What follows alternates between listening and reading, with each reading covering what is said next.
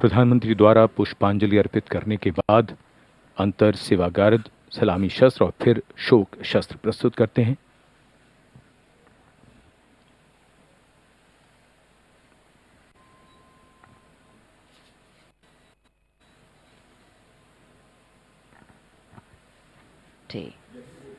The continuity of life.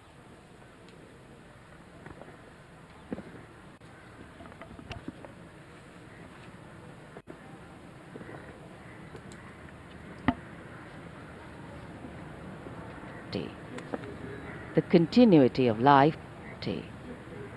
The continuity.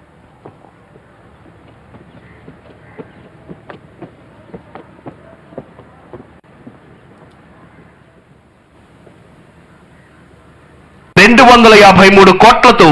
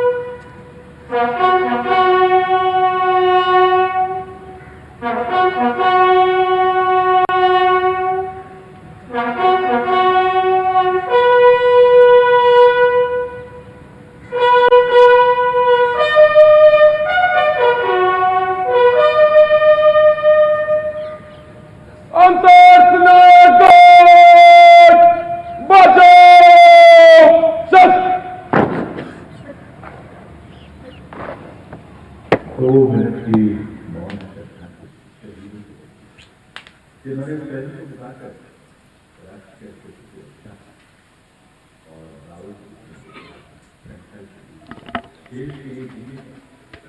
buglers sounding the rouse, and the guard commander ordering Salami Shastros salute with arms, marking the completion of 2 minutes of silence.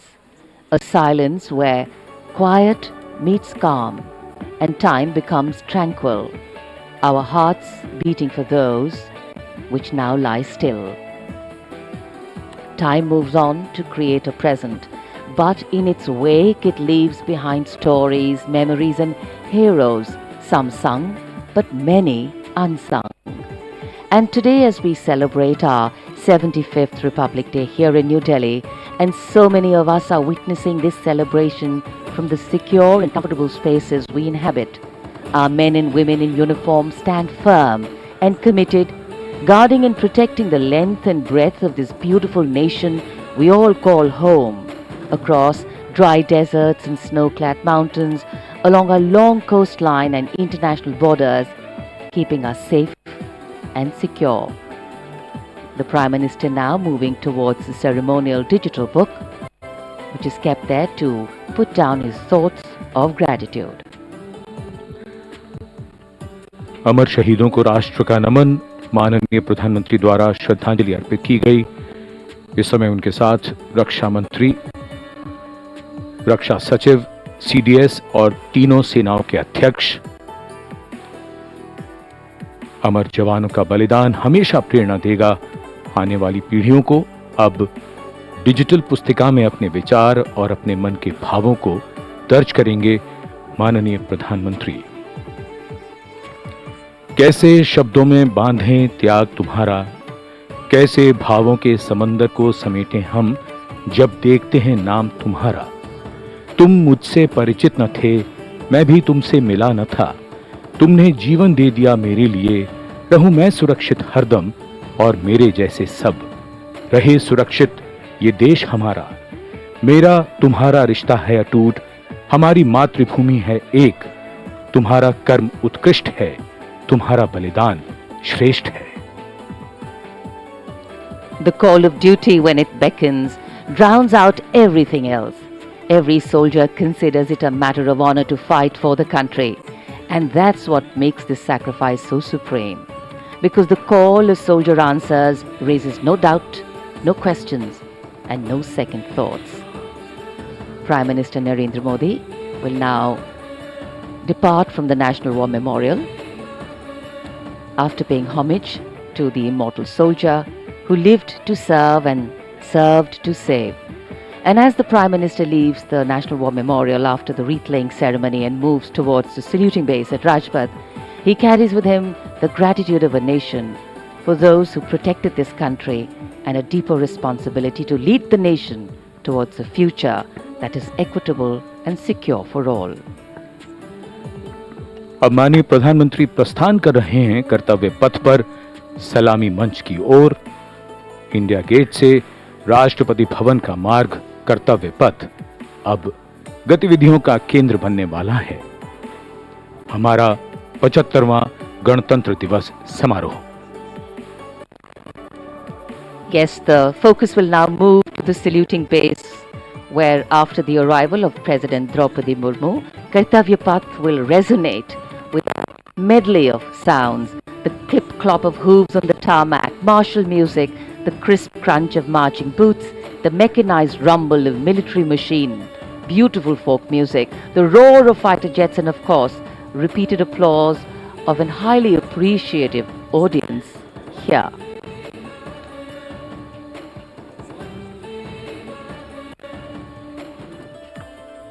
We're now at the saluting days at Kartavya Path, where we await the arrival of the Prime Minister. The first glimpse of Rashtrapati Bhavan, and you can see the presidents of India and France, Srimati Draupadi Murmu and His Excellency Emmanuel Macron, as they emerge from the Grand Darbar Hall, bedecked with the shining chandelier and velvet tapestry. Both of them being escorted by the Military Secretary, Major General Ranjit Singh Manral, and the Deputy Military Secretary, Group Captain Abhay Fansalkar. The ADCs Major Rohit Rasgotra and Squadron Leader Saurabh Sharma, escorting the two presidents as they move to the forecourt, wherein we've got the President's bodyguard in position to give the salute to the Supreme Commander and then escort her to the saluting base on Kartavya Path.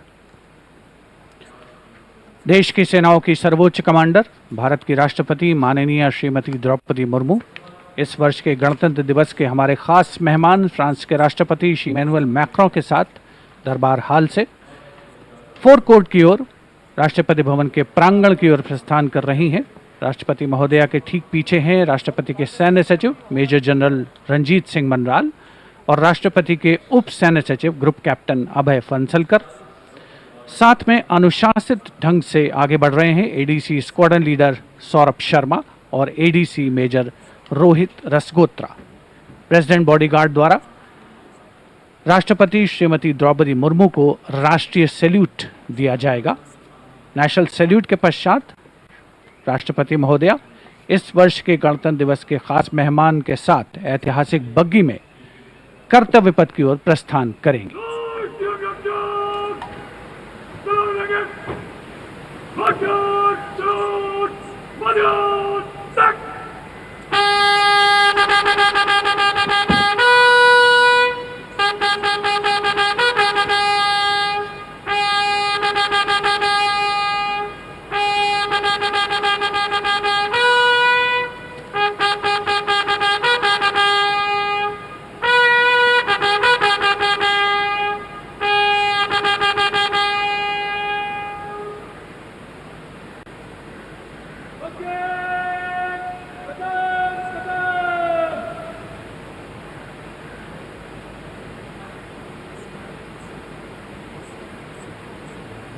The smartly turned out President's bodyguard in the forecourt of Rashtrapati Bhavan on their magnificent horses, the senior-most regiment of the Indian Army that is 251 years old since its raising in 1773. A unique and distinct regiment as it carries out mounted ceremonial duties for the President. Their officers and men, excellent horsemen, trained tankmen and paratroopers. And now you get to see the special presidential carriage that is making its appearance at the Republic Day Parade after 40 years. The horse-drawn buggy that has gold-plated rims and looks extremely comfortable was used by the British in the pre-independence era and later remained with the Rashtrapati Bhavan. It is used now for Republic Day functions. In fact, it was used till 1984 and then discontinued. It, of course, has an interesting history as it became part of India's history post-independence based on the toss of a coin. Initially used by the President for ceremonial occasions, everyone really excited to see this unique buggy.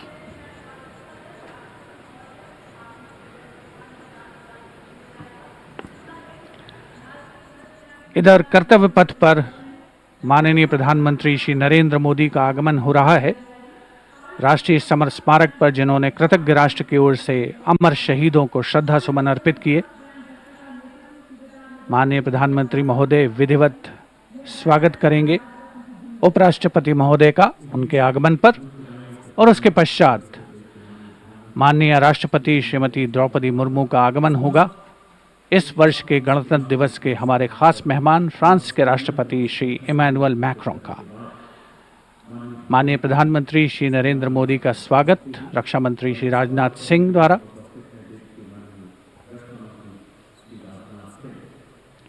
All eyes now on Prime Minister Modi, who will emerge from his car at saluting base for the first time today. At saluting base.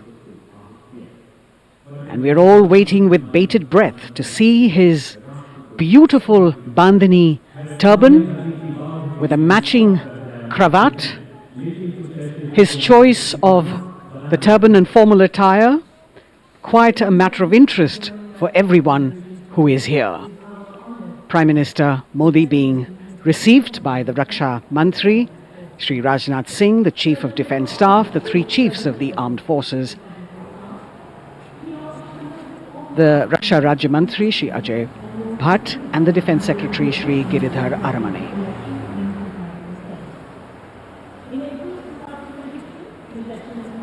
As he makes his way to the enclosures where the ministers from the cabinet, states and their families are all happy and excited to see him and greet him on the occasion of the Republic Day.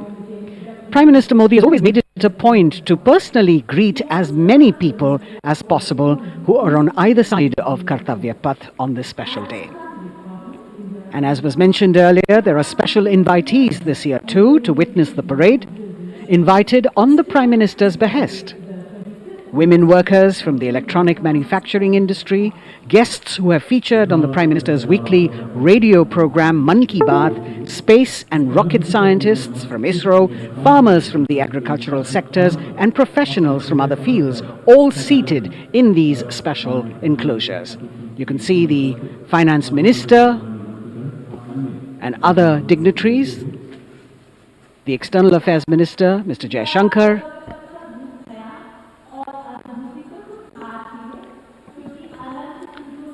माननीय प्रधानमंत्री श्री नरेंद्र मोदी विशिष्ट अतिथि दीर्घा में केंद्रीय मंत्रिमंडल के सदस्यों, वरिष्ठ अधिकारियों, केंद्रीय गृह मंत्री, लोकसभा अध्यक्ष और सभी विशिष्ट अतिथिगणों का अभिवादन स्वीकार करते हुए प्रथम परिवार के सदस्य भी यहाँ पर 75वें गणतंत्र दिवस का हिस्सा बन रहे हैं और विशेष अनुराग उनके प्रति प्रदर्शित करते हुए माननीय प्रधानमंत्री श्री नरेंद्र मोदी एक बहुत ही खुशनुमा अवसर, चिरस्मरणीय अविस्मरणीय 75वां गणतंत्र दिवस। The Vice President of India, Shri Jagdeep Dhankar, and his wife, Srimati Sudesh Dhankar, have arrived here, and the Prime Minister rushing to greet them.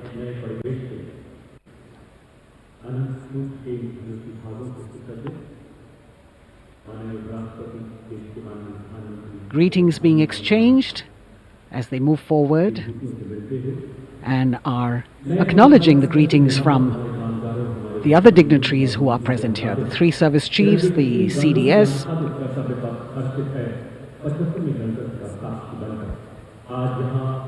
We're all now waiting for the President of India and the President of France to arrive here.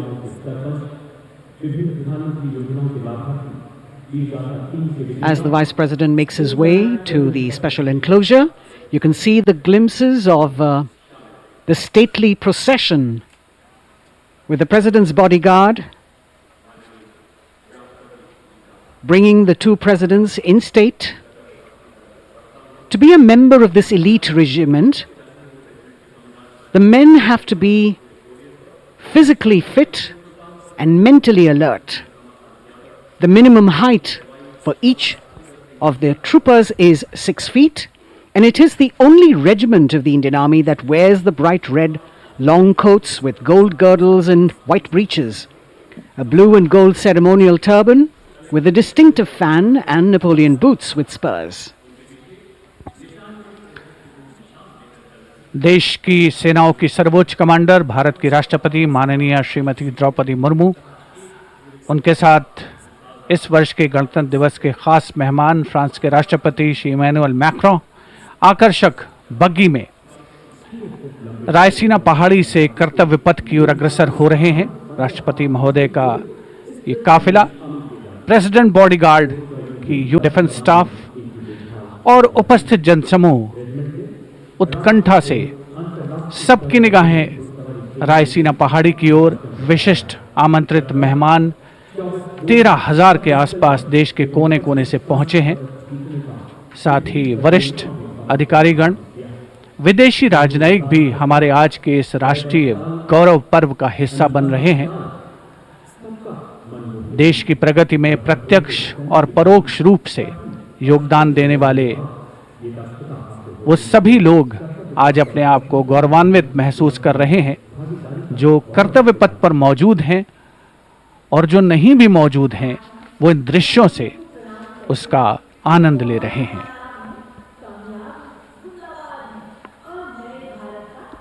members of the diplomatic corps representing their countries, and the common man and woman of India, all gathered together to celebrate this fabulous ceremony. The Prime Minister and other dignitaries waiting to receive the President of India and the President of France as they arrive down Kartavya Path.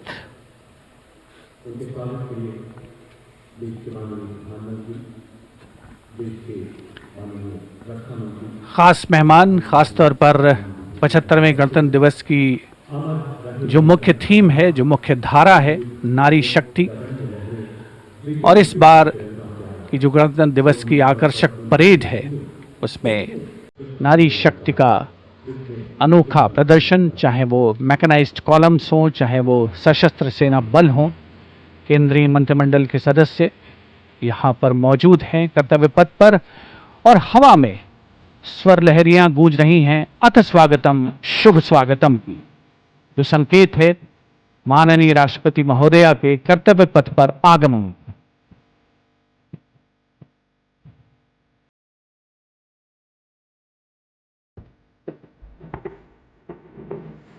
Ananta Sutra, the endless thread textile installation displayed behind the seated spectators by the Ministry of Culture. And you can see these visually stunning saris, panels that have been mounted here, a total of 1900 saris and drapes from every corner of the country. Each panel has a QR code that when scanned gives you details about the weave and embroidery or other embellishments used on it. This is a tribute to the woman power of India, the millions of weavers who have preserved the timeless traditions and passed on the skill through generations. The installation here also includes a 150-year-old sari. You can see the President's bodyguard in symmetry moving towards the saluting base, handpicked by the President's Secretariat from mainstream armoured regiments. This unit has been taking part in several peacekeeping operations as well.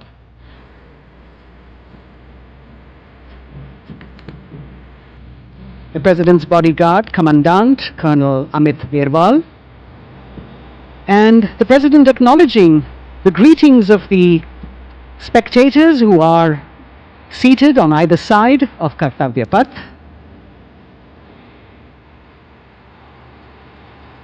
A nation proud to be led by a woman president. Ladies and gentlemen, now the President of India, Srimati Draupadi Murmu, and the Chief Guest, His Excellency. Once again, as President Draupadi Murmu and President Macron will arrive at the saluting base, they will be received by the Prime Minister. It's a great honor to have His Excellency and then introduced to the other guests who are here before she makes her way to the saluting base and her special seat. We warmly welcome our Honorable Chief Guest. India and France are long-standing strategic partners in Indo-Pacific. President Macron and President Murmu using the traditional Indian greeting, Namaste, with folded hands, which has now become a global greeting.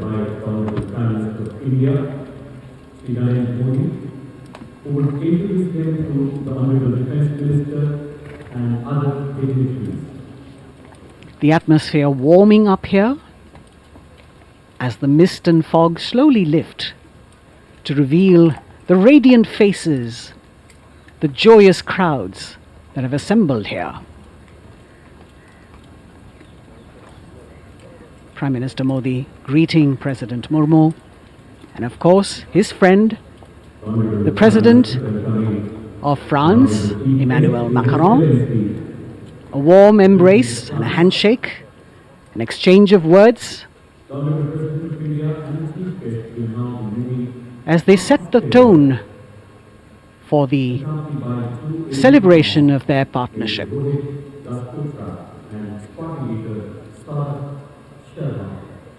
the President being introduced to the Raksha Mantri, the Rajya Raksha Mantri, the Chief of Defence Staff and the three chiefs, General Anil Chauhan, General Manoj Pandey, Admiral Hari Kumar, Air Chief Marshal V.R. Chaudhary.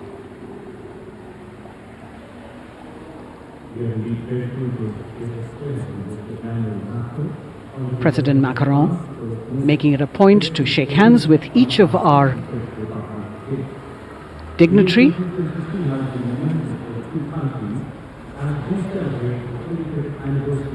As soon as the presidents and the Prime Minister reach their designated seats, as they climb up the short span of stairs, a 21-gun salute will be given by the ceremonial battery of 871 Field Regiment using the 105mm Indian field gun. And as the thunderous sounds of the guns resonate across the entire Kartavya Path, heralding the start of the parade under the patronage of the Supreme Commander, the national flag will be unfurled and the national anthem will be played by the military bands positioned across below the national emblem, the lion capital of Sarnath. Everyone present here and those watching us at home will also stand in honor and respect of the tricolour unfurled on the 75th Republic Day.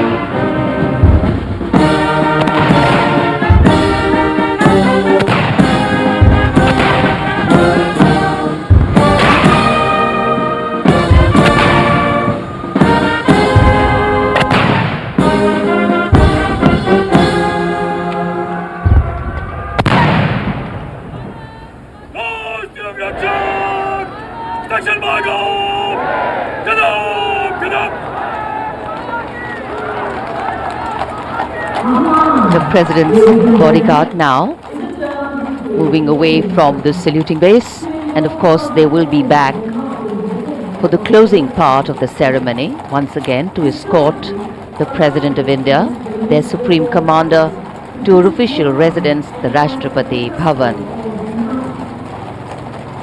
And now it's time for the parade to begin, and of course there will be a beautiful flower offering right at the beginning, but we can see over here for the first time heralding the parade a band comprising 112 women artists playing different types of folk and tribal percussion instruments, the dhol and tasha of Maharashtra, the dakpu from Telangana, the dhak and dhol of West Bengal, the shank, the chenda, dolu and kunita of Karnataka, nadaswaram, tutari and cymbals, all playing to Rag Revati of Carnatic music. अब कर्तव्य पथ पर मंजर बदलने वाला है।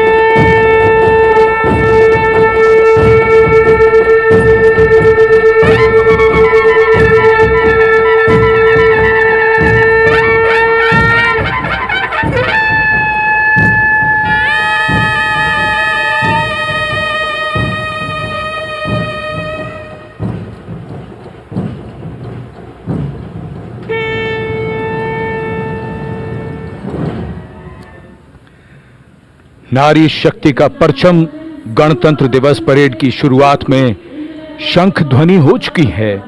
ये है शुभारंभ। जमीन और आकाश दोनों तैयार।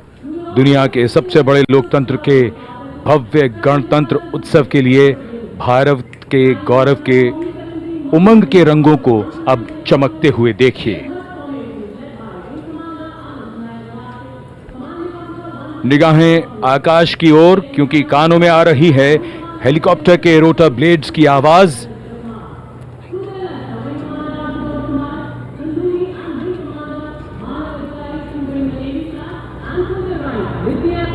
कोहरे के आसमान में इनकी लाइट्स, इनका प्रकाश दिखता हुआ।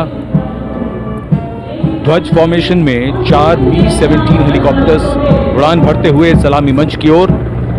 फॉर्मेशन का नेतृत्व विंग कमांडर आनंद विनायक अगाशे कर रहे हैं। उनके साथ विंग कमांडर आदित्य जायसवाल राष्ट्रीय ध्वज के साथ उड़ान भरते हुए। उनके पीछे सेना के ध्वज के साथ विंग कमांडर शैलेंद्र कुमार सिंह और flight lieutenant Aditya Kumar, wing commander Ashutosh Khanduri और विंग कमांडर मानव अधिकारी नौसेना के ध्वज के साथ, और विंग कमांडर अभिषेक शर्मा और स्क्वाड्रन लीडर पूर्णिमा वायुसेना के ध्वज के साथ दर्शकों के ऊपर पुष्प वर्षा करते हुए। शानदार दृश्य, भव्य प्रारंभ।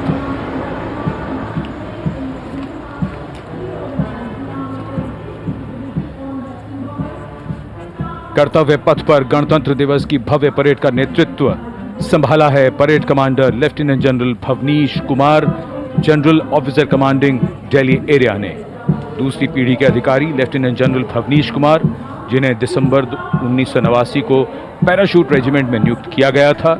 Defence services staff college high command और नेशनल डिफेंस कॉलेज के पूर्व छात्र जनरल ऑफिसर ने नवंबर 2023 को general officer commanding Delhi area का दायित्व संभाला।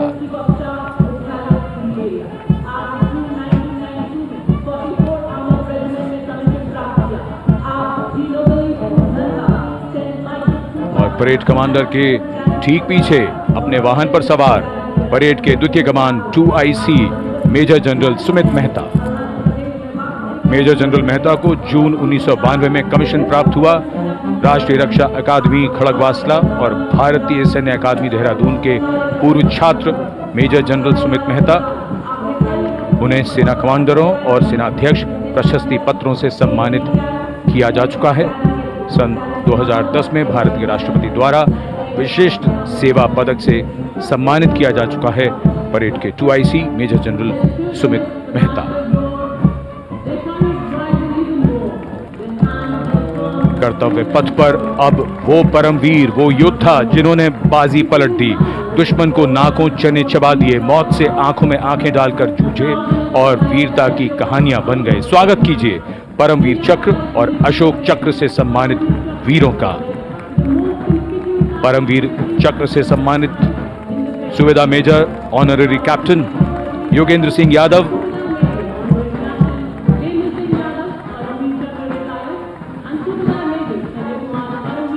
और सूबेदार major Sanjay Kumar.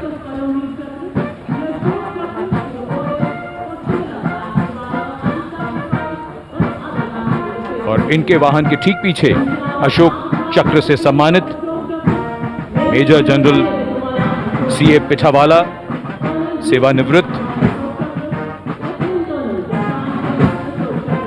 Lieutenant colonel Jasram Singh,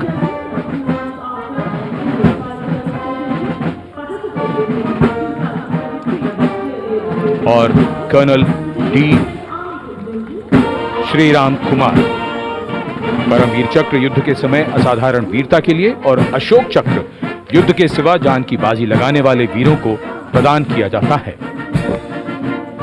And following the gallantry award winners, we have a very special marching contingent and band from France. The band is music of the French Foreign Legion. The French Foreign Legion music band led by Captain Khourda, comprising 30 musicians, playing the Legion's anthem called La Boudin. And close behind them we have the 2nd Foreign Infantry Regiment. The marching contingent comprising 90 Legionnaires led by Captain Noel. The Legionnaires wear the famous white cap, which can be worn only by Legionnaires who have successfully been through 4 months of hard selection tests, and the best Legionnaires get promoted and wear the black cap you can see in the first row.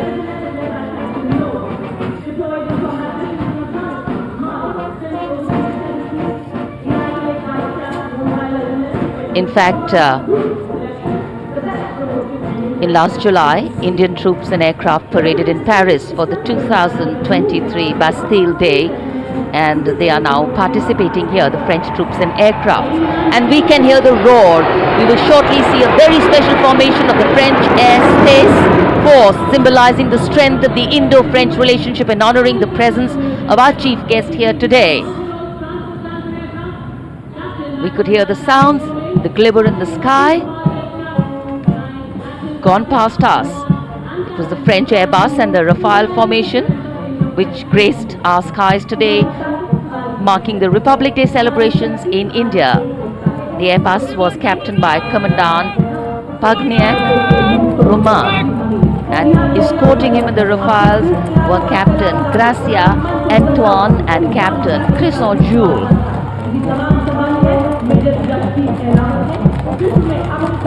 Going past the saluting base, the 1st Army contingent leading the mechanized column is that of the 61 Cavalry led by Major Yashdeep Ehlawat. Raised in 1953, the 61 Cavalry is the only serving active horse cavalry regiment in the world. The motto of the regiment, Ashwa Shakti Yashobal, meaning horsepower is forever supreme.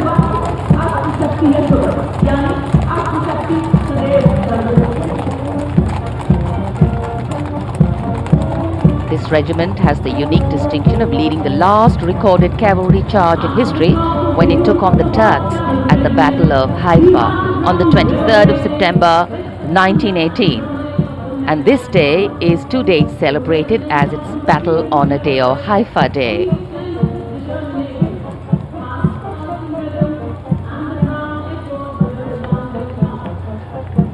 कर्तव्य पथ पर सलामी मंच के सामने अगली टुकड़ी tank T-90 Bhishma की है, जिसका नेतृत्व 42 बख्तरबंद रेजिमेंट के लेफ्टिनेंट फैज सिंह ढिल्लन कर रहे हैं। भीष्म टैंक तीसरी पीढ़ी का मुख्य युद्धक टैंक है जो 125 मिलीमीटर स्मूथ बोर गन से लैस है। घातक वार करता है दुश्मन पर, रक्षा करता है देश की सीमाओं की। रेजिमेंट का आदर्श वाक्य कर्म शौर्य विजय। भारत की उन्नत सामरिक शक्ति का प्रदर्शन कर्तव्य पथ पर देश का 75वां गणतंत्र दिवस समारोह।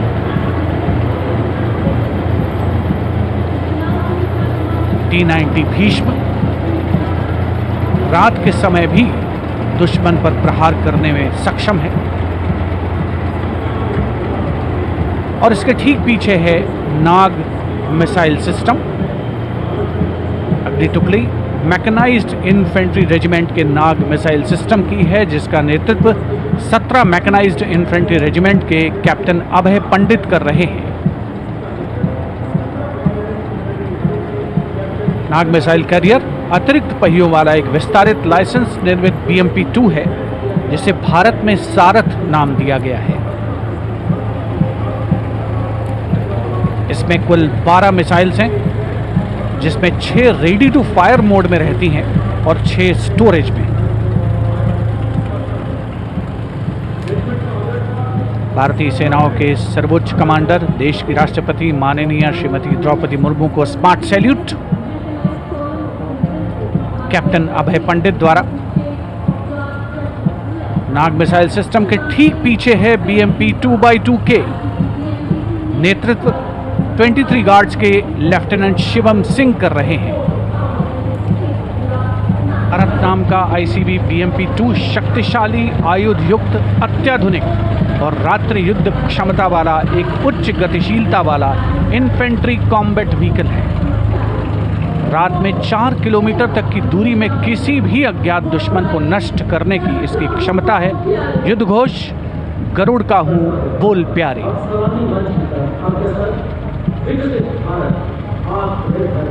BMP-2x2K का आदर्श वाक्य पहला हमेशा पहला।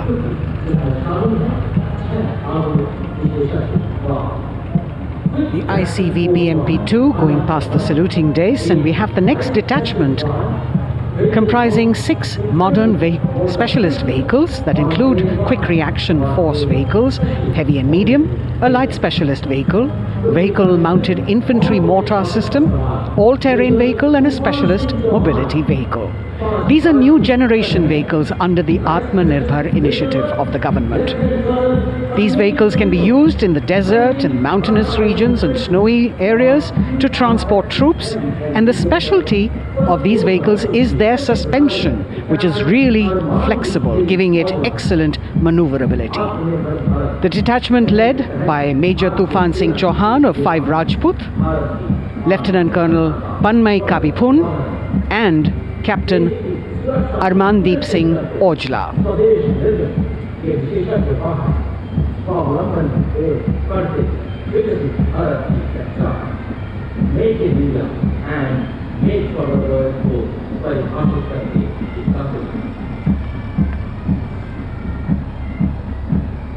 Specialized vehicles of the Indian Army that provide them support on the ground.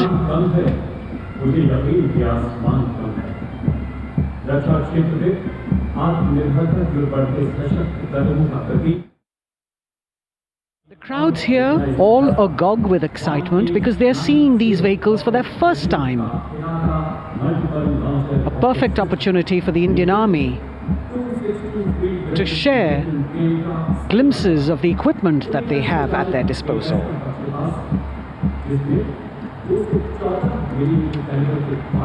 Behind the all-terrain vehicles,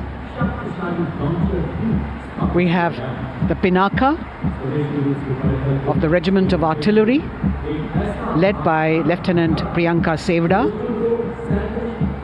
The Pinaka multi-barrel rocket launcher system is an indigenously designed, developed and manufactured medium-range, all-weather, free-flight artillery rocket system.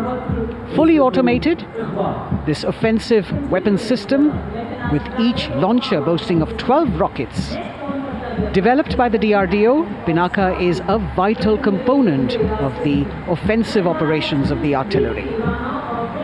Sarvatra Izzat-o Iqbal, their motto, everywhere with honor and glory, receiving a round of applause from the assembled guests.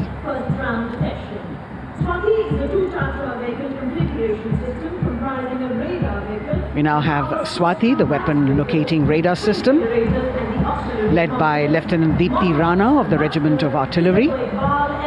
Developed again by the DRDO and Bharat Electronics, this is a highly mobile radar system designed for automatic first-round detection.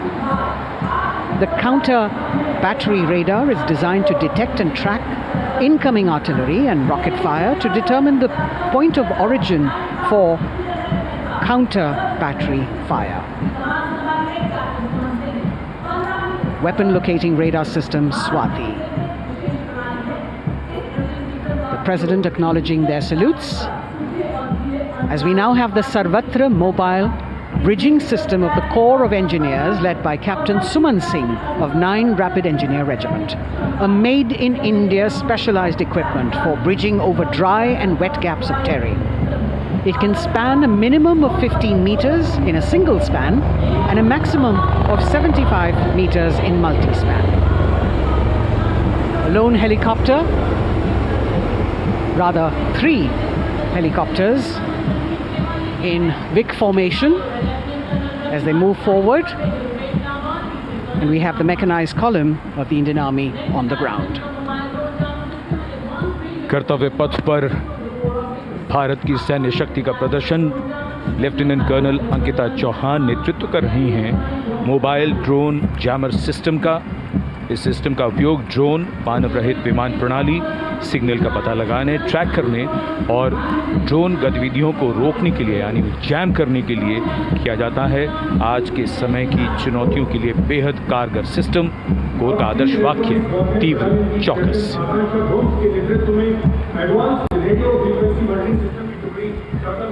और अब सलामी मंच के सामने electronic warfare battalion की आकांक्षा गोम्स के नेतृत्व में advance radio frequency monitoring system की टुकड़ी शान से आगे बढ़ती हुई।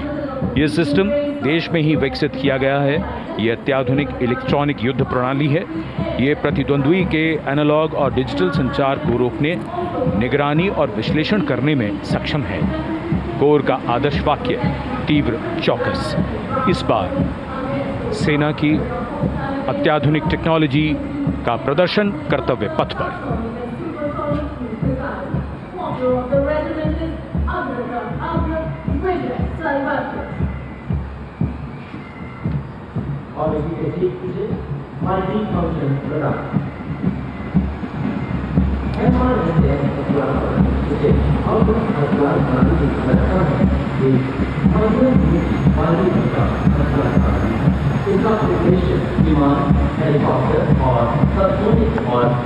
And now going past the saluting base, we have the multi-function radar, the MFRDR radar.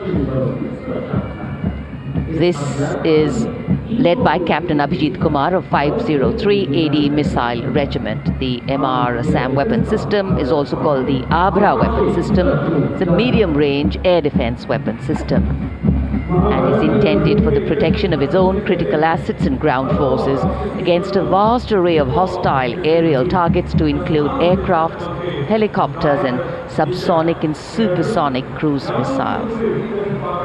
The motto of the Corps of the Army Air Defense is Akashe Shatrun Jahi.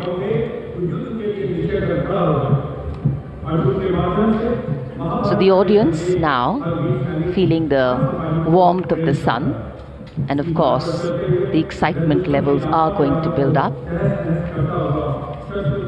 So we have flowers and we have colors of different people from different parts of the country, all adding to diversity, variety and beauty.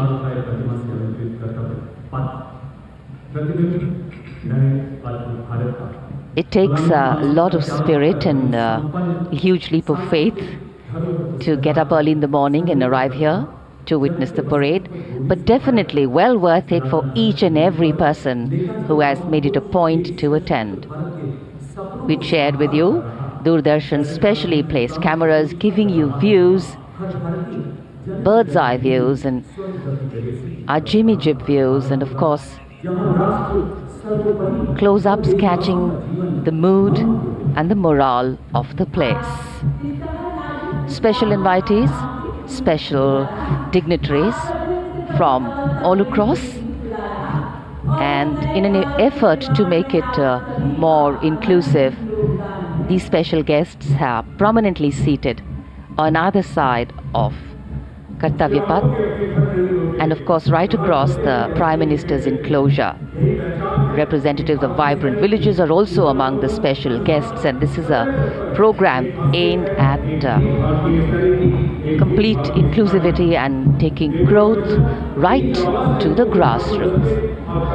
Meanwhile, here on Kartavya Path, marching boots, military music, all continue. And approaching the saluting base, we have the Madras Regiment.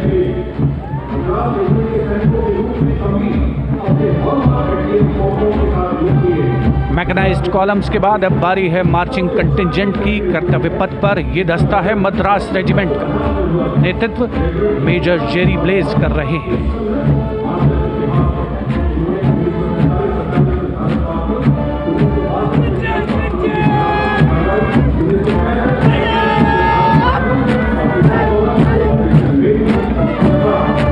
Madras regiment भारतीय सेना की सबसे पुरानी infantry regiment है, जिसकी उत्पत्ति वर्ष 1750 में हुई थी। 1962 का चीनी आक्रमण हो, 1947-48 का भारत पाकिस्तान युद्ध हो, 1965 और 75 की लड़ाइयाँ हो, हर जगह वीरता के नए अध्याय लिखे हैं मद्रास रेजिमेंट के इन जवानों ने।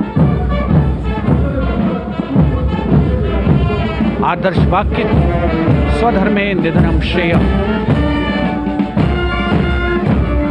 अपना कर्तव्य निभाते हुए मरना गौरव की बात। इसके ठीक पीछे Garhwal rifles regimental centre, 58 Gorkha training centre और 39 गोरखा ट्रेनिंग सेंटर का संयुक्त बैंड दस्ता,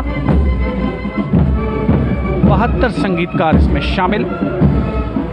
और बैंड दस्ते के ठीक पीछे आ रहा है ग्रेनेडियर्स का मार्चिंग कंटिंजेंट, आकर्षक वेशभूषा से सुरक्षित सुसज्जित होते हैं।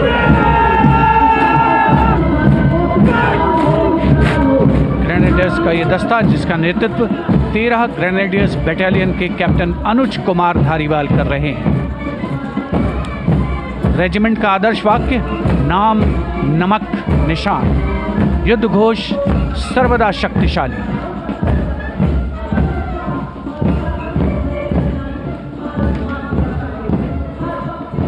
युद्ध क्षेत्र में उत्कृष्ट प्रदर्शन खासियत है ग्रेनेडियर्स की।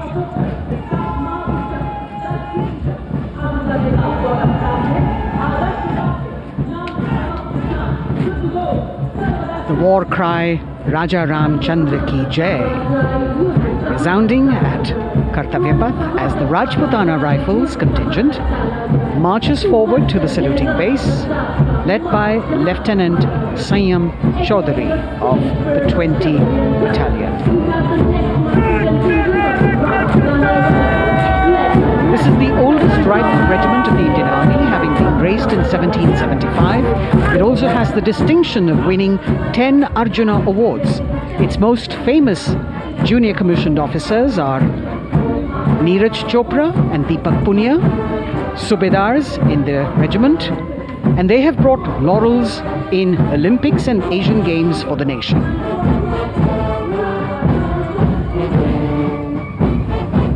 As they move forward, you can hear the strains of the combined band, Jammu and Kashmir Light Infantry Regimental Centre, 1 Signal Training Centre and RT Centre Hyderabad, 72 musicians led by Subedar John Zachariah of 1 Signal Training Centre, assisted by Naib Subedar Ramji Thapa and Chandan Mishra of the RT Centre.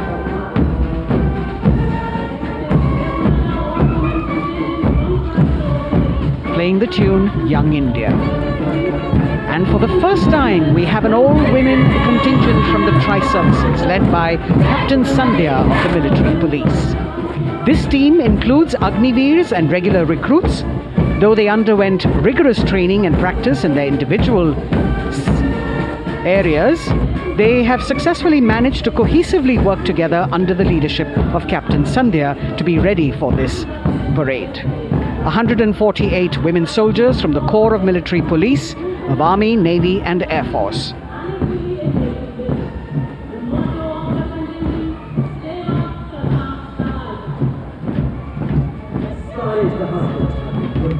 As the women proudly march forward, they continue to prove their mettle and contribute actively and equally in nation building. नारी शक्ति की धूम के बाद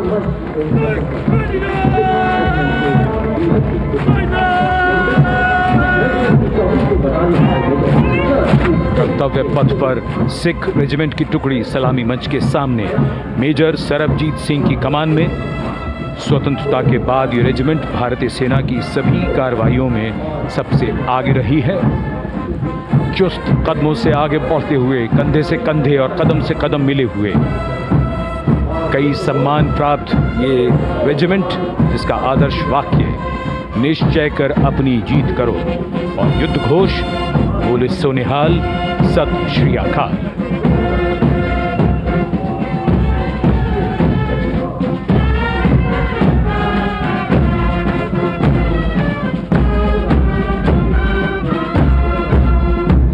सारे जहां से अच्छा की धुन लेकर AAD college and centre, Dogra regimental centre और ASC सेंटर नॉर्थ का संयुक्त बैंड, दस्ता और कमान संभाली है सूबेदार M राजेश ने। उनके साथ सूबेदार मोतीलाल और नायब सूबेदार बराबेंद्र सिंह। 72 बैंड वादक इस दस्ते में।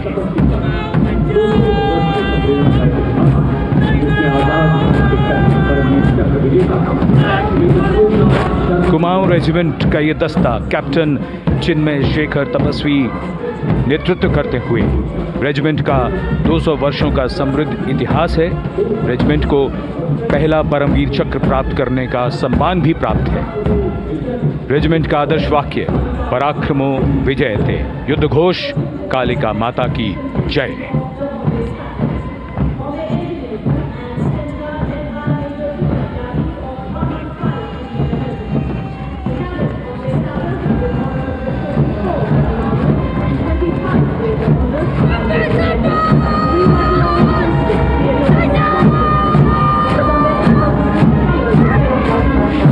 Going past the saluting base, the Bombay Engineer Group or the Bombay Sappers, the contingent of the Bombay Engineer Group and Centre being led by Major Divya Tyagi of 115 Engineer Regiment.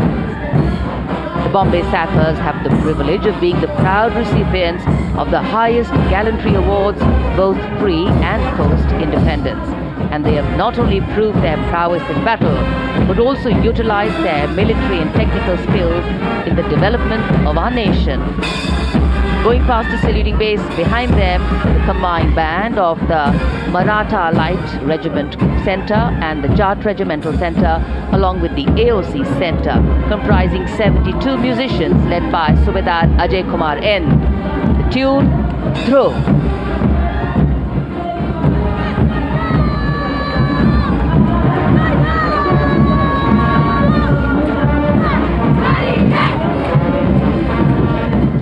Following the band, we have marching forward for the first time ever on Kartavya Path, an all-women contingent of the Armed Forces Medical Services led by Major Shrishti Khullar, with Captain Amba Samant from the Army Dental Corps, Surgeon Lieutenant Kanchana from the Indian Navy, and Flight Lieutenant Divya Priya from the Indian Air Force, followed by 144 officers of the Military Nursing Service. Strength, discipline, the dedication of women officers and unwavering commitment.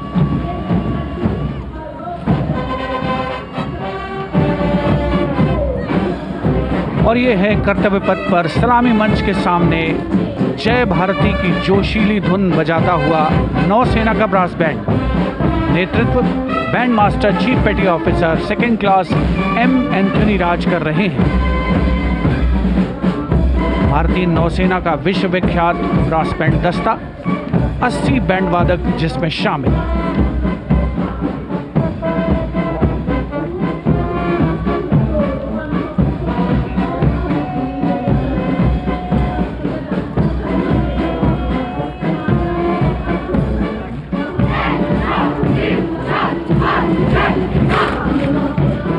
नौसेना brass band के ठीक पीछे है नौसेना का marching contingent, 144 युवा नौसैनिकों की ये टुकड़ी, जिसमें महिला और पुरुष दोनों ही शामिल हैं। नेतृत्व लेफ्टिनेंट प्रज्वल एम कर रहे हैं। लेफ्टिनेंट मुदिता गोयल, लेफ्टिनेंट शर्वानी सुप्रिया और lieutenant Devika H platoon commanders के तौर पर दस्ते में शामिल।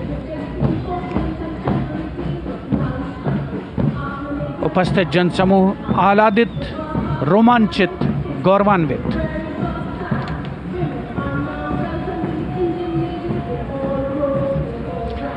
और यह है सलामी मंच के सामने पहुंचती हुई भारतीय नौसेना की झांकी, जिसमें दो महत्वपूर्ण विषयों को दर्शाया गया है। पहला है नारी शक्ति। भारतीय नौसेना में महिलाओं की सभी भूमिकाओं और सभी रैंक्स में प्रवेश हो रहा है उनका, और उनका स्वागत किया जा रहा है। झांकी के कमांडर हैं लेफ्टिनेंट कमांडर भोपे जुई मिलिंद और लेफ्टिनेंट कमांडर निशीथ के एस। स्वदेशीकरण के माध्यम से महासागरों में समुद्री शक्ति को भी इस झांकी में दर्शाया गया है।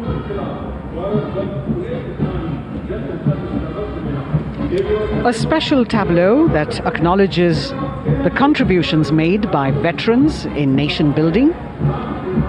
In front of the saluting base now, राष्ट्र निर्माण पहले भी, अब भी, आगे भी और हमेशा. It showcases their continued commitment in a variety of ways to building the country and sharing the responsibility of national security. A salute to the indomitable spirit, their inspirational growth and sustained, consistent and invaluable contributions.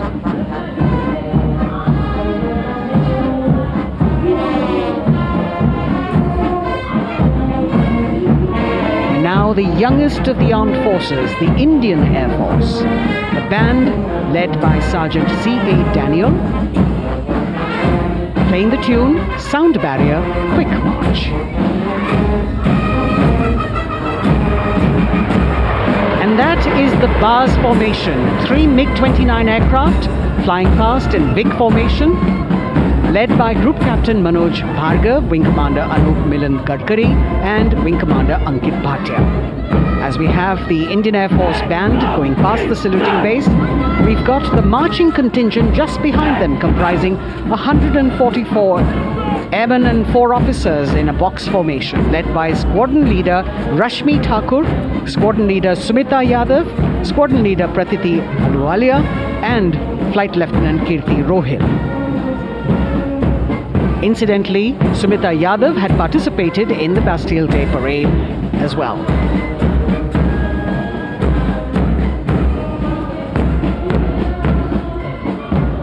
Bringing up the rear of the Air Force contingent is the tableau with the theme Bharatiya Vayu Sena Saksham, Sashakt, Atmanirbhar. Potent, powerful and self-reliant. A rotating globe on the tableau highlights the Air Force's expanded reach. You've got the transport aircraft, the C-295, flown by 2 women aircrew in the cockpit. The middle portion has the Tejas and the Sukhoi 30. You've got Flight Lieutenant Ananya Sharma and Flying Officer Asma Sheikh also present on the tableau in full flying gear. The gender-inclusive approach of the Indian Air Force. और अब कर्तव्य पथ पर DRDO की झांकी, जिसमें रक्षा में आत्मनिर्भरता के लिए प्रयासरत इस संगठन में महिलाओं के प्रयास और उनकी भागीदारी को दर्शाया गया है। नेतृत्व कर रही हैं इस झांकी का सुनीता देवी जेना, एक बहुत ही प्रतिभाशाली वैज्ञानिक और गाइडेड मिसाइल्स की विशेषज्ञ हैं। इन्होंने लिक्विड टेक्नोलॉजी का विकास किया है, स्वदेशी झांकी में डीआरडीओ में महिलाओं की भागीदारी को भूमि, वायु, समुद्र और साइबर अंतरिक्ष में दिखाया गया है। झांकी में कई मिसाइल प्रणालियों को भी देखा जा सकता है। भारत की सैन्य शक्ति और भारत के निर्माण में महिलाओं का योगदान रेखांकित होता हुआ। भारतीय तटरक्षक बल का बैंड उत्तम अधिकारी म्यूजिशियन पापनूर जी बाबू की कमान में सलामी मंच के सामने से गुजरता हुआ।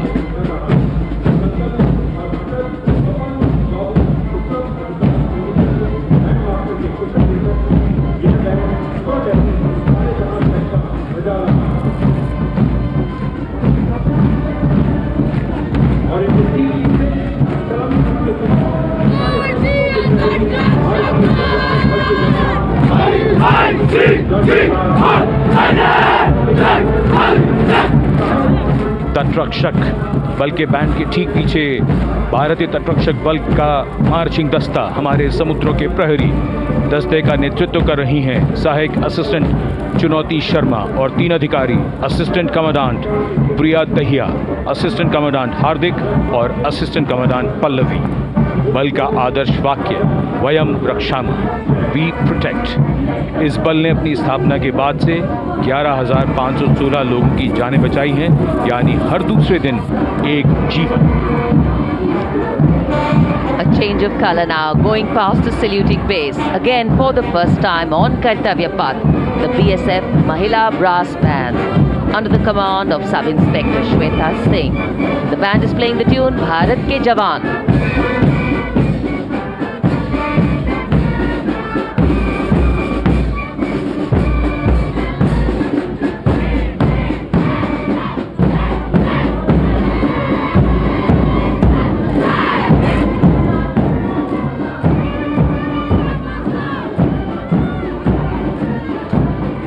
Following the band, marching smartly past the saluting base, we have the women contingent of the Border Security Force, consisting of 144 Mahila Praharis, led by Assistant Commandant Monica Lakra. The BSF opened its doors to the Mahila officers in 2013, and 3 years later again in 2016, women became an integral part of all ranks of the Border Security Force. And this is women power. And this is women empowerment. Approaching the saluting base in vibrant Leheria turbans adorned with saffron hackles and sparkling band instruments, playing the spirited tune of Amar Senani, the CISF's women band, led by Constable Kashyap Monica Narendra.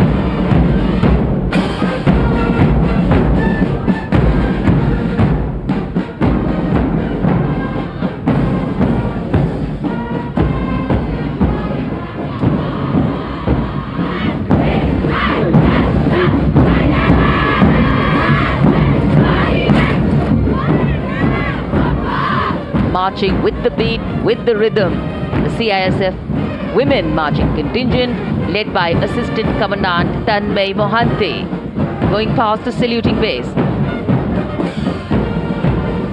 The motto, protection and security.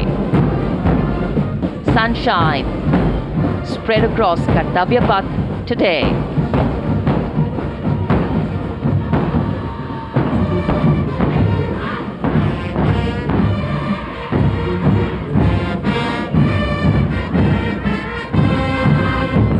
सलामी मंच के सामने अब पहुंच रहा है केंद्रीय reserve police बल का महिला बैंड कांस्टेबल सोसा अल्पापेन की अगुवाई में देश के हम है रक्षक की जोशीली धुन बजाता हुआ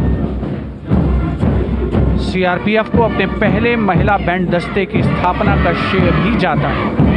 इस महिला बैंड दस्ते में 100 उत्साही महिला सेनानी शामिल। कर्तव्य पथ रोमांच से सराबोर।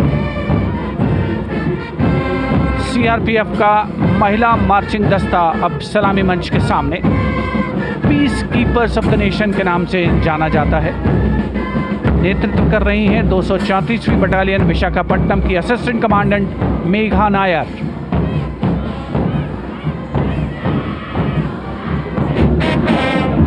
आकर्षक परिधान, अनुशासन, देश के प्रति समर्पण, कर्तव्यपरायणता, असाधारण वीरता, ये है भारतीय सशस्त्र बलों की खासियत। अब आ रहे हैं हिमवीर, भारत तिब्बत सीमा पुलिस का बैंड कर्णप्रिय धुनें बजाता हुआ आगे बढ़ रहा है। कांस्टेबल अंबिका पाटिल के नेतृत्व में ये हैं हिमवीरांगनाएं, सारे जहां से अच्छा की धुन पर मार्च करते हुए।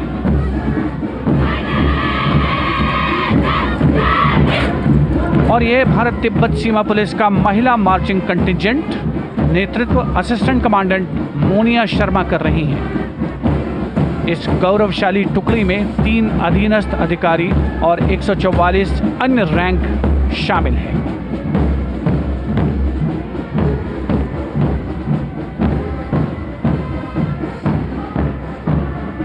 भारत तिब्बत सीमा पुलिस के बहादुर सैनिक हिमवीर के नाम से जाने जाते हैं, जो लद्दाख से अरुणाचल प्रदेश तक की सीमाओं की रक्षा करते हैं।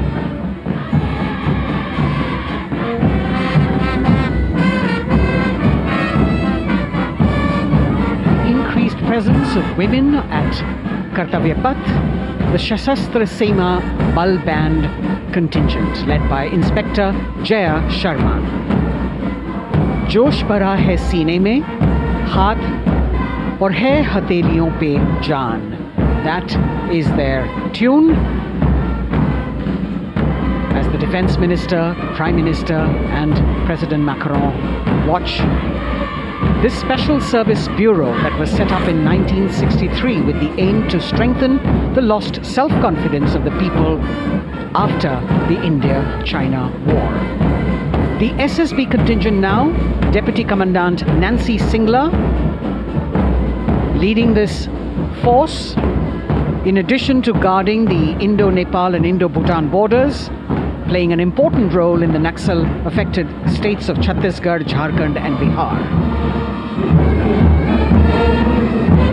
The motto of the Sashastra Seema Bal, service, security and brotherhood. And now warming the hearts of the people of Delhi, the contingent from the Delhi Police. The Delhi Police Band for the first time on the parade, being led by women, Bandmaster Sub-Inspector Ruyangunyo Kensei, playing the Delhi Police song. Just behind the band, the Delhi Police Marching Contingent, which is a 15-time winner of the Best Marching Contingent of the Republic Day Parade. This time it is an all-women affair. Additional Deputy Commissioner of Police, Shweta Sugathan, leading the smartly red safa-clad women officers down Kartavya Path to the tune of the Delhi Police song. It is indeed thrilling to know that the Delhi Police have been participating in Republic Day Parade since 1950. And coming now onto the saluting base, the regal camels of the BSF, the ships of the desert. रेगिस्तान के जहाज का स्वागत कीजिए कर्तव्य पथ पर सीमा सुरक्षा बल का ऊंट दस्ता डिप्टी कमांडेंट मनोहर सिंह खींची की कमान में। आकर्षक सजे धजे ऊंटों पर बीएसएफ के जवान गणतंत्र दिवस परेड में दूसरी बार महिला ऊंट सवार भाग ले रही हैं। राजस्थान के थार रेगिस्तान और कच्छ के रण के दुर्गम इलाके में तैनात बल के जवानों के भरोसेमंद साथी हैं। ये ऊंट बीएसएफ का आदर्श वाक्य, जीवन पर्यंत कर्तव्य। बहुत ही आकर्षक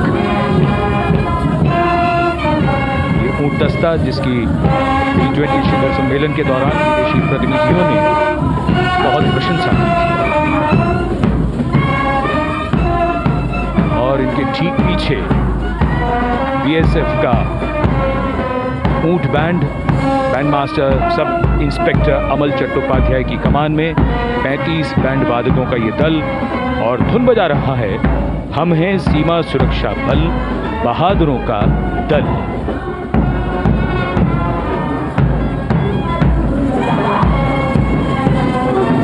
Color me with color, color me with grace, and color me with uniqueness. Rajput, calling out to all who walk past.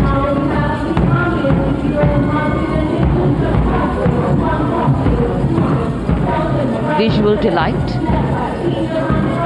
Visuals captured in our mind's eye for posterity.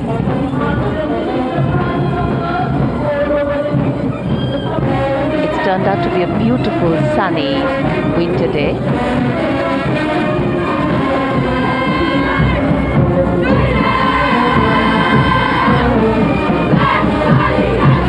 And giving a crisp word of command, the NCC Girls Marching Contingent, comprising 148 smart, young and vibrant cadets led by Senior Under Officer Punya Ponnamma. With a commitment to character and community development, leadership and adventure, the NCC has nearly 17 lakh cadets on its rolls and is one of the largest youth uniformed organizations in the world. And now, the NCC Girls Combined Band. This is an all-girl representation this year, and the combined band of the NCC Girls Birla Balika Vidyapeeth Pilani, the NCC Girls Northeastern region, is being led by Senior Under Officer Yashavika Gaur and Ankita Sharma. The tune, yes, Sare Jahan Se Acha.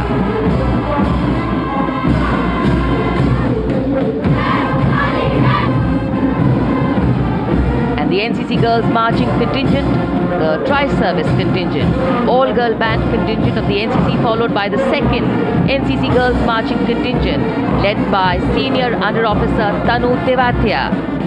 148 cadets in perfect harmony, in perfect discipline, synchronicity at its peak.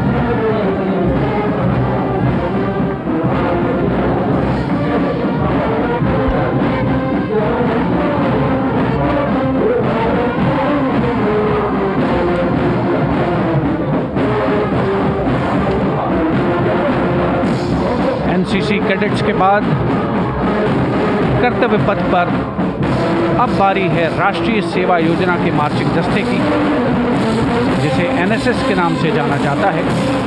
200 महिला स्वयंसेवी इसमें शामिल।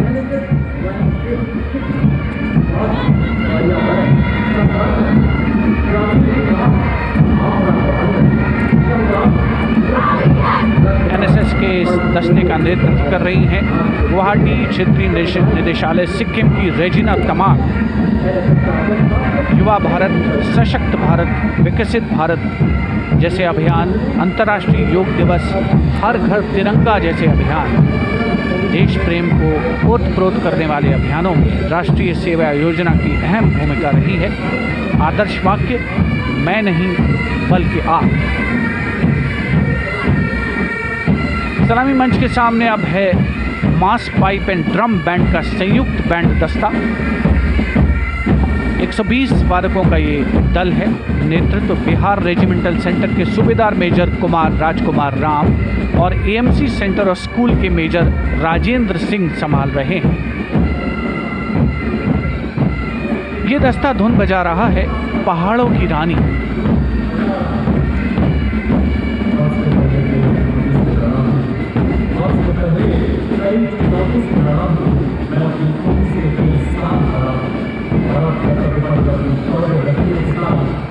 The beautifully decorated jeeps bringing the 19 children given this year's Prime Minister's Bravery Awards.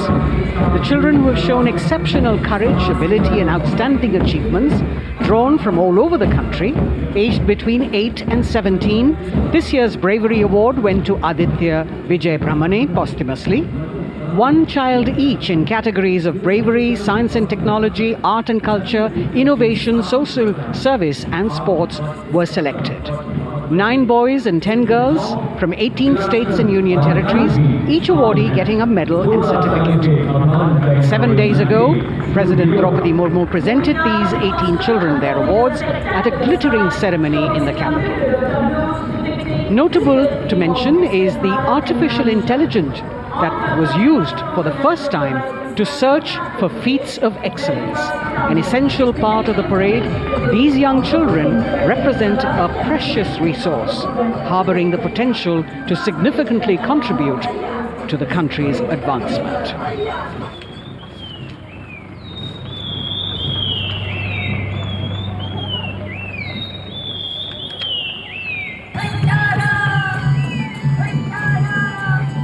the bird song of the Bugun Community Reserve, Viksit Bharat from Arunachal Pradesh.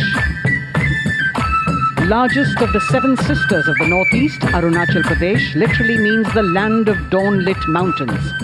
Verdant valleys, pristine water bodies and rich heritage all make it untouched, unseen, unbelievably must-visit place on earth.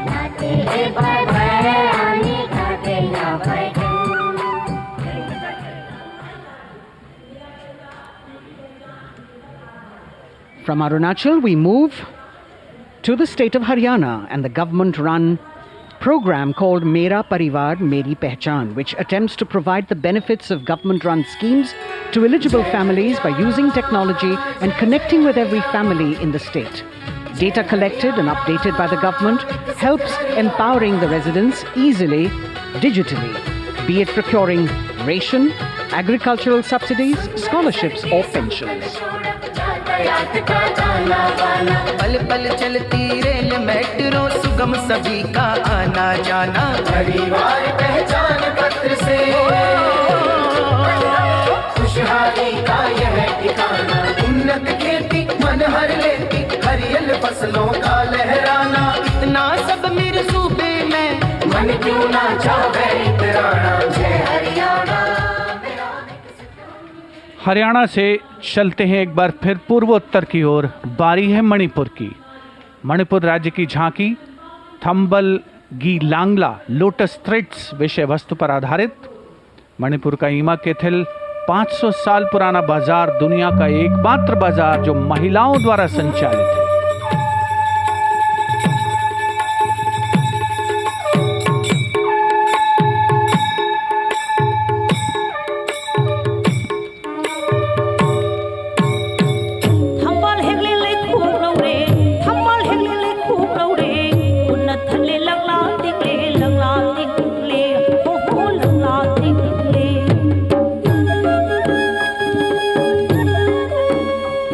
Manipur देश में महिला सशक्तिकरण का अनुकरणीय model पेश करता है और विकसित भारत के रूप में भारत के विकास का मार्ग प्रशस्त करता नजर आता है। मणिपुर से मध्य भारत यानी मध्य प्रदेश की झांकी का क्रम आत्मनिर्भर नारी विकास का मूल मंत्र पर केंद्रित। माननीय प्रधानमंत्री श्री नरेंद्र मोदी और गणतंत्र दिवस समारोह के खास मेहमान फ्रांस के राष्ट्रपति Shri Emmanuel Macron.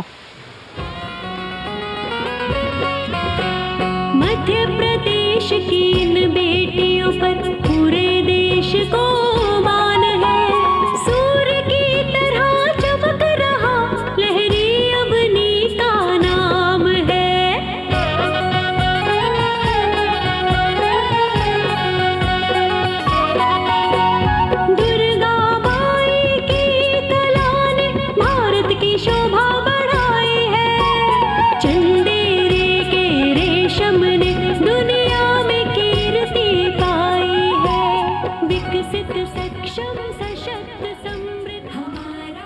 From the tableau of Madhya Pradesh, we now move to Odisha. Women empowerment and Viksit Bharat, the state's rich handicraft and handloom sector, by preserving the country's traditional techniques, which have been globally recognized. That's what's being shown.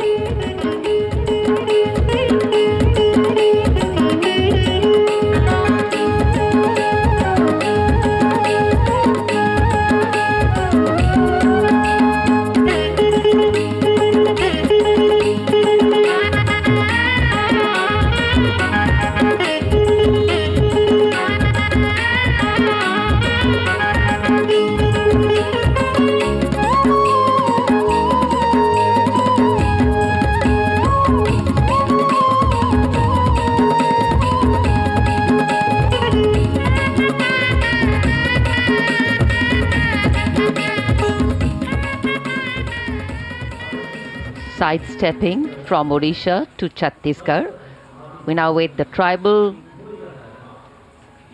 themed tableau from Chhattisgarh, reflecting the democratic consciousness and traditional democratic values present in tribal communities since ancient times, which are still alive and prevalent in the Bastar division of the state even after 76 years of independence.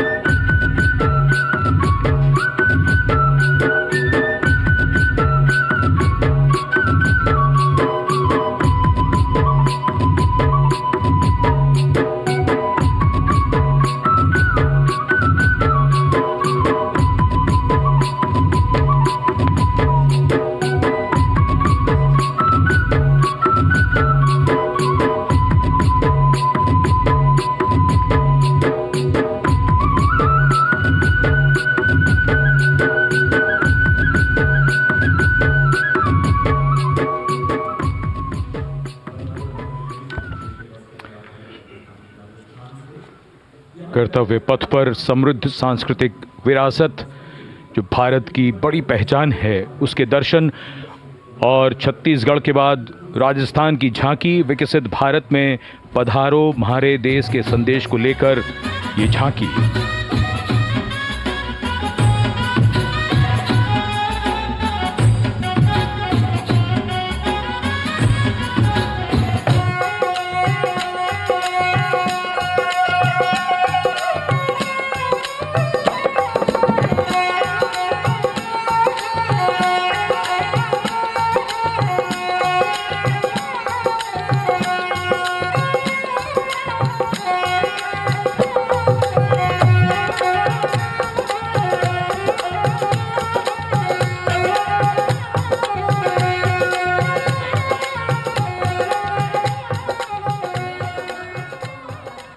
Rajasthan के बाद चलते हैं महाराष्ट्र की ओर।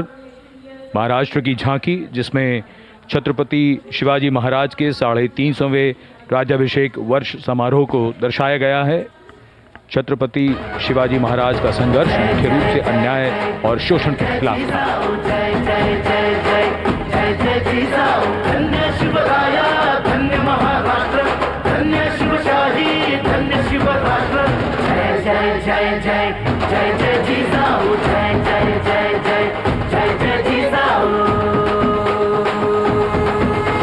न्याय समतेची गाथा, नारी सन्मानाची कथा, अष्टप्रधान दरबारी तव चरणा समाधा। कुळवाडीचे भूषण असेल तेच शासन, लोकशाहीचा जन। And now let's move on to the next tableau of Andhra Pradesh. The tableau is on the subject of transforming school education, making students globally competitive. सकल विद्यలకు మేమే సాటి విశ్వ విద్యకు మేమే పోటీ డిజిటల్ చదువుల భవితకు ఆస్తి ఇది మా డిజిటల్ క్లాస్ రూమ్ ఆట పాటల అక్షర దోస్తి ఆ ఈ అంటూ పలక బలపం కట్టాము ఏబిసిడి అంటూ ఇంగ్లీష్ మీడియం తెచ్చాము ట్యాబులను చేతిన బట్టి విశ్వవిద్యను నేర్పాము సకల విద్యలకు మేమే సాటి విశ్వవిద్యకు మేమే పోటీ దేశ ప్రగతికి ఇది సోపానం విశ్వవిద్యయే మా లక్ష్యం జయ హో. The transformation of medium of education theme is depicted in the entire tableau. And here comes the next, Ladakh.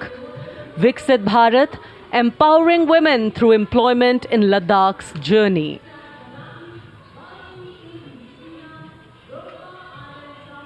The Indian women ice hockey team, exclusively composed of Ladakhi players, symbolizes this journey of empowerment.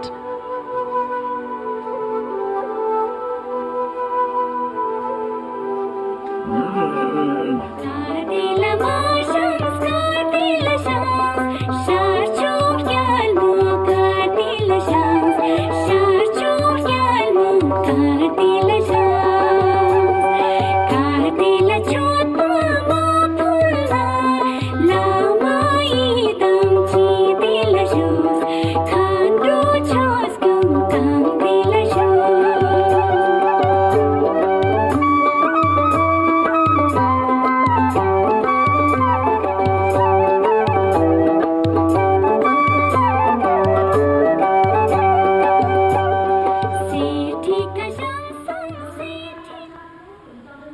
और अब सलामी मंच के सामने धीरे धीरे शान से अग्रसर होता हुआ तमिलनाडु राज्य की झांकी। इस झांकी में तमिलनाडु के प्राचीन कुदवलय प्रणाली यानी मिट्टी के बर्तन में मतपत्र डालकर चुनाव किए जाने की प्राचीन परंपरा को दर्शाया गया है।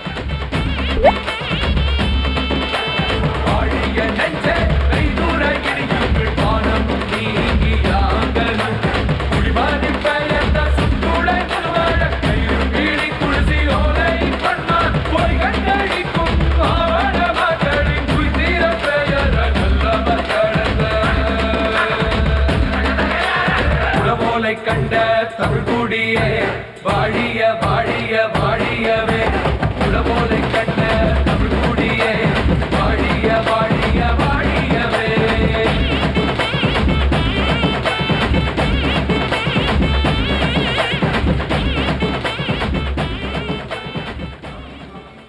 और अब अगली झांकी है गुजरात राज्य की झांकी, जो गुजरात के सीमा पर्यटन की वैश्विक पहचान धोरडो पर आधारित है। इस झांकी में गुजरात के कच्छ की संस्कृति को दिखाया गया है, जिसमें कच्ची घर भूंगा, स्थानीय हस्तशिल्प और रोगन कला सम्मिलित है। झांकी में कच्छ गांव की दृश्यावली बताती है क्यों गुजरात आज विश्व पर्यटन की नई पहचान है।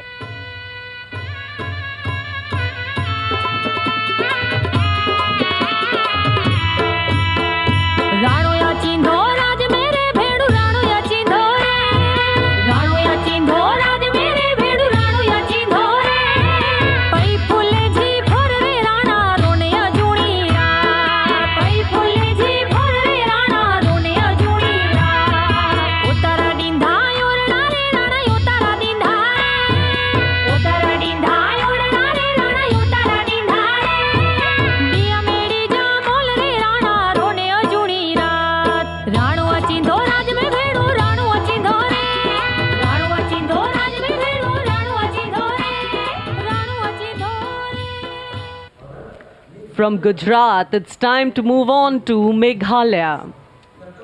The tableau opens an enchanting display of Meghalaya's cherry blossoms, transforming the landscape into a canvas awash in delicate shades of pink.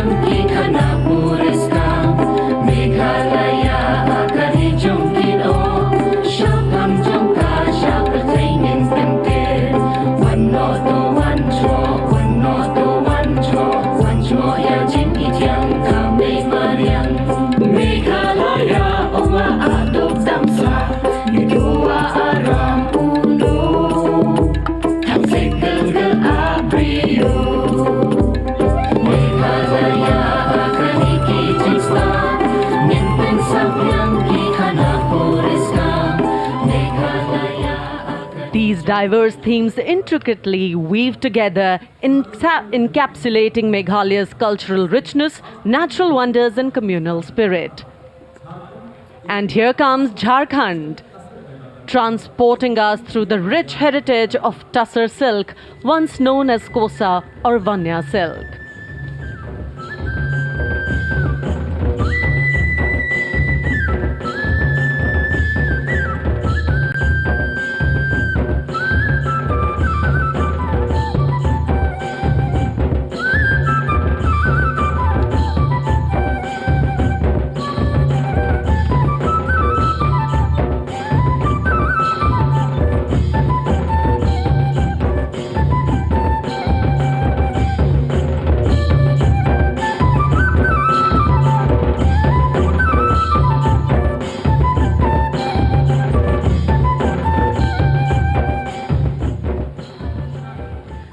The tableau showcases the resilience of tribal women in production of Tussar silk.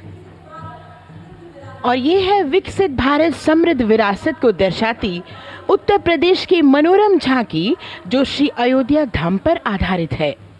देशवासियों, हाल ही में श्री राम जन्मभूमि अयोध्या में संपन्न हुए श्री राम लला की प्राण प्रतिष्ठा समारोह को झांकी के अग्रभाग में दिखाया गया है।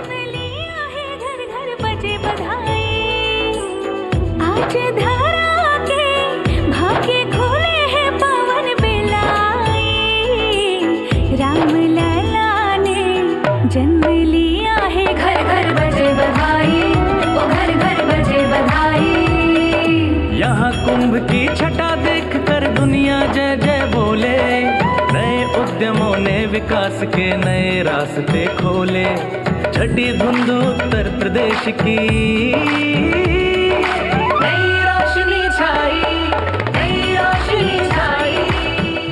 साथ ही उत्तर प्रदेश की समृद्ध विकास, जिसमें जेवर अंतर्राष्ट्रीय हवाई अड्डा, नोएडा में सबसे बड़े मोबाइल मैन्युफैक्चरिंग फैक्ट्री, इन सभी को झांकी में दिखाया गया है। और अब सलामी मंच के सामने अग्रसर होता हुआ तेलंगाना राज्य की झांकी। ప్రజాస్వామ్య స్థాపనకి పునాదిగా నిలిచెనే గాంధీ వల్లభాయ్ పటేల్ సుభాష్ చంద్ర బోసులు రామ్జీ గొండు కొమరం భీమ్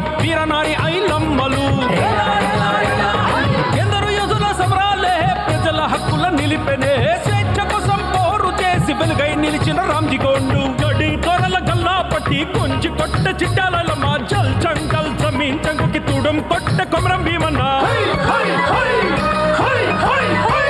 జనాల మేలు కోరే तेलंगाना की इस भव्य झांकी में जमीनी स्तर पर जनतंत्र तेलंगाना की आज़ादी आंदोलन के योद्धा और उनकी परंपरा को बखूबी दर्शाया गया है. And the next tableau approaching the saluting base, Indian Space Research Organization. The Chandrayaan-3 tableau depicts the successful soft landing of the Chandrayaan-3 spacecraft on the moon near the South Pole. अंतरिक्ष की ऊंचाइयों को छूने लगा भारत परिवार प्रगति पथ पर हो रहा देश आज गतिमान इसरो विकसित भारत की पहचान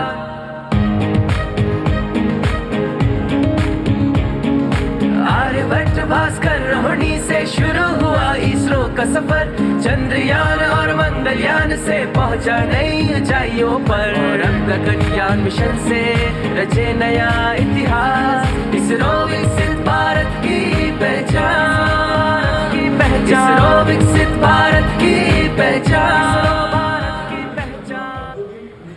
The next tableau approaching is of Council of Scientific and Industrial Research, CSIR. The visually enchanting tableau of Council of Scientific and Industrial Research aligns with the Viksit Bharat theme and is on the Purple Revolution ushered through lavender cultivation in Jammu and Kashmir. Highlighting agro-technical developments, the distillation unit for extracting essential oil from lavender flowers. Lavender हर एक खेत में लगाओ tractor घर घर ले आओ कम लागत में मुनाफा कमाओ सारे किसान एक लक्ष्य बनाओ CSIR संग बढ़ते जाओ.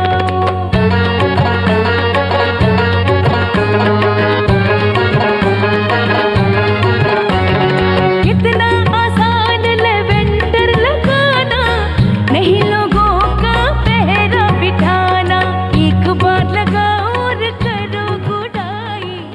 The all-women CSIR tableau showcases achievements under government's initiatives of scientific developments. और अब इलेक्ट्रॉनिक एवं सूचना प्रौद्योगिकी मंत्रालय की ये झांकी सलामी मंच की ओर अग्रसर होती हुई. ये झांकी सामाजिक सशक्तिकरण के लिए जिम्मेदार आर्टिफिशियल इंटेलिजेंस पर केंद्रित है जिसका देश के स्वास्थ्य सेवा, लॉजिस्टिक और शिक्षा क्षेत्र में महत्वपूर्ण योगदान है. नए डिजिटल युग में हम साथ हैं बदल रहे हैं हम आत्मनिर्भर भारत यहाँ शिक्षा चिकित्सा समाज को मिल रहा है साथ नया.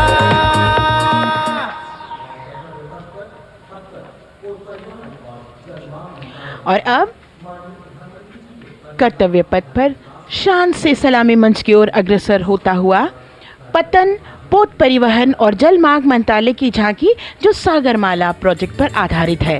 मंत्रालय द्वारा महिलाओं को अवसर प्रदान करने की प्रतिबद्धता के साथ नीली अर्थव्यवस्था की संचालक नारी शक्ति को इस झांकी में दर्शाया गया है. सागर तट संपन्न बन रहे सफल हो रहे नए प्रयास अधिक हुई क्षमता में वृद्धि बंदरगाहों का हुआ विकास नारी शक्ति ने कदम मिला नभ में फैलाया नया उजास पोत परिवहन से संभव हो पर्यटन का हुआ विकास सागरमाला सागरमाला सागरमाला सागरमाला सागर. And the next tableau arriving is of ITBP, Ministry of Home Affairs. Ministry of Home Affairs tableau on vibrant villages through symbolism and various themes depicts how rich culture, activities and infrastructure development, including roads in the vibrant villages, are bringing vibrancy, holistic economic viability and prosperity.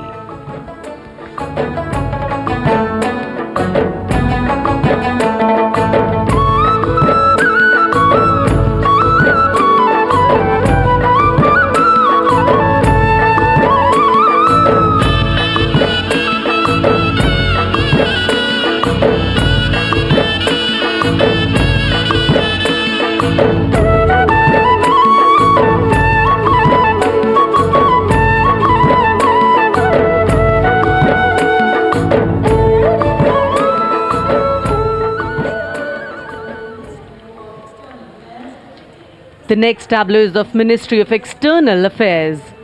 The MEA tableau depicts successful completion of India's G20 presidency and its achievements. It reflects India's leadership of addressing global issues in an ambitious, decisive, inclusive and action-oriented manner. धरती एक कुटुंब है, जुड़ेगा छोर छोर। आशा से विश्व देखता है भारत की ओर। G20 अध्यक्ष पद जब भारत के जिम्मे आया, दूरदर्शिता और सहयोग से ये दायित्व निभाया। मिलकर हम सब साथ चलेंगे तभी मिलेगी भोर। आशा से विश्व देखता है भारत की। और अब सलामी मंच की ओर अग्रसर होता हुआ भारत के चुनाव आयोग का ये मनोरम झांकी एक सशक्त विवरण का सांगोपान चित्रण कर रही है कि चुनाव प्रक्रिया लोकतंत्र एकता का उत्सव है। साथ ही दोहराती है कि मतदाता की पृष्ठभूमि इस चुनाव प्रक्रिया में कितना महत्वपूर्ण भूमिका निभाती है। मैं ताकत हूँ, ताकत है मुझ में, मैं भारत हूँ, भारत है मुझ में, मैं ताकत हूँ, ताकत है मुझ में। हम भारत को नतमस्तक है, हम योद्धा के दो हस्तक है, हम भारत भाग्य विधाता है, हम भारत के मतदाता है।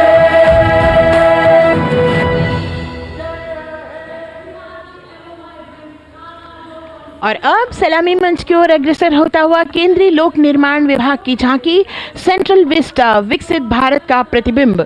इस झांकी में कर्तव्य पथ, नया संसद भवन, नव स्थापित नेताजी सुभाष जी की प्रतिमा को बहुत बखूबी प्रदर्शित किया गया है। नया विकसित कर्तव्य पथ एवं नया संसद भवन विश्व के मानचित्र पर अमिट छाप छोड़ता है। यह विश्व पटल पर अपनी नई पहचान बनाने और तेजी से विकास करते हुए नए भारत का प्रतिबिंब है।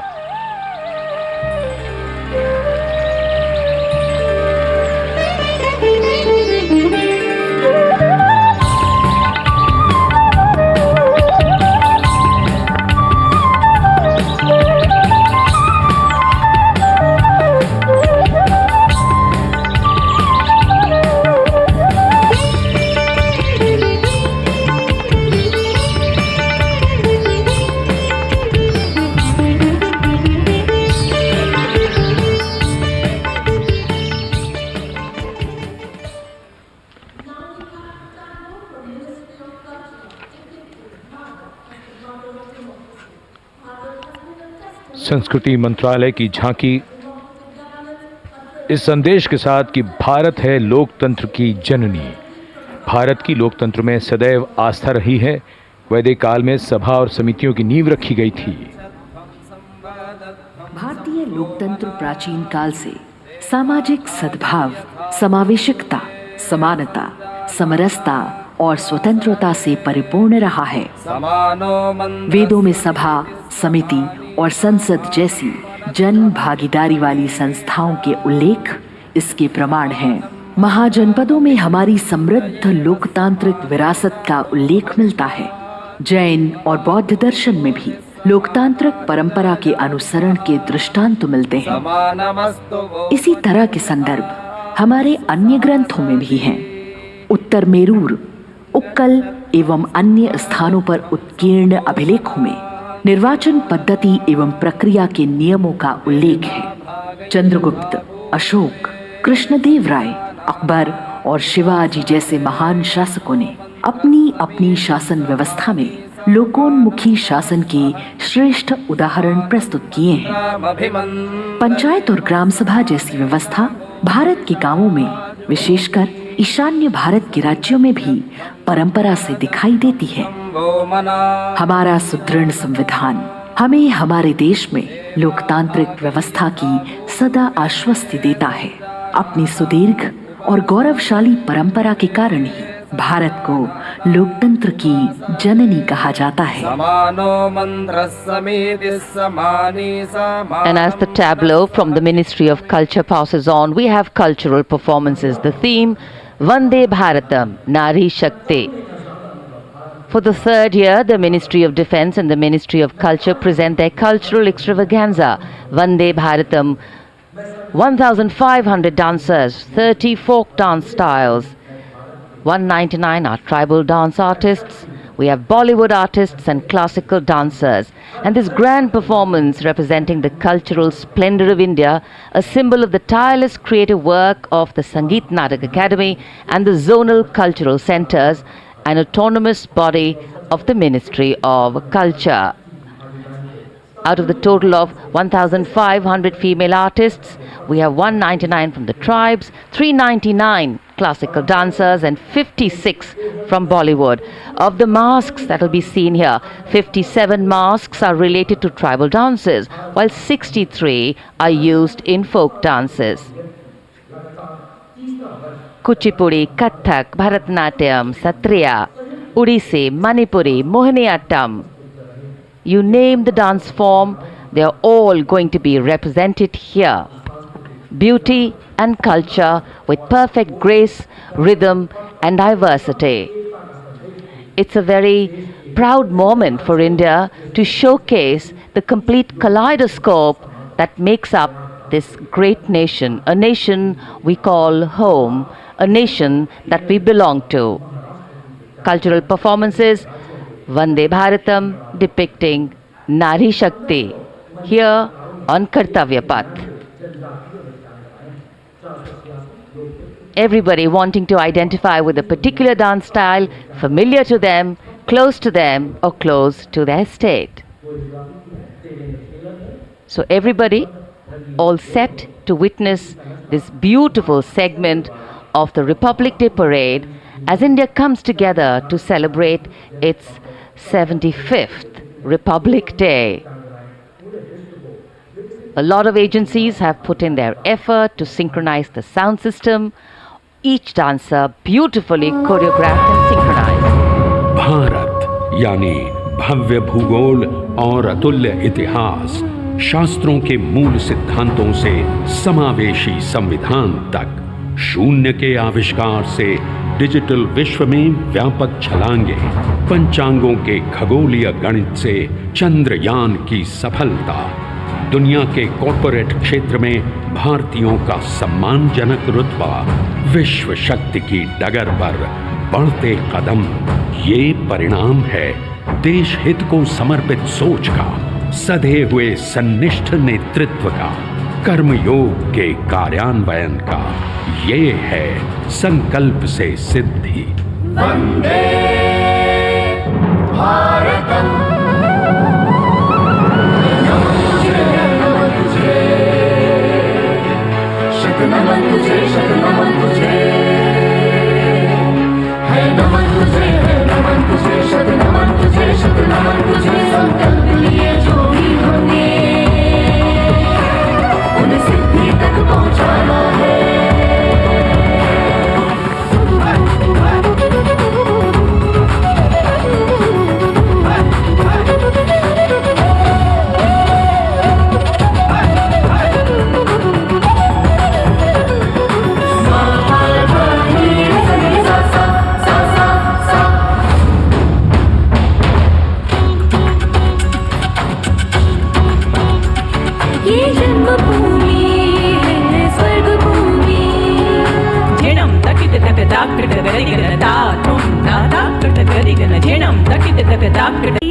घर घर बजे बधाई, ओ घर घर बजे बधाई।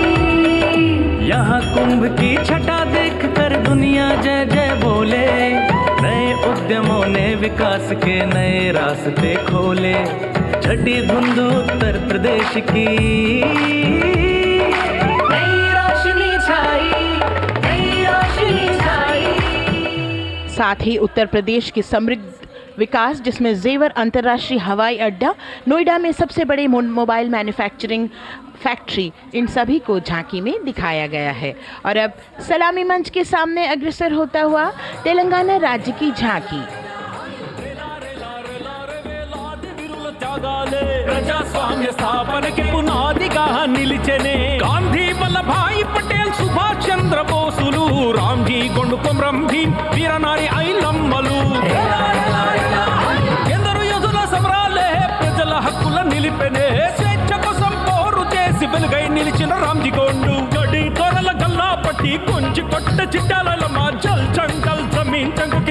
కొట్ట కొమరం భీమన్న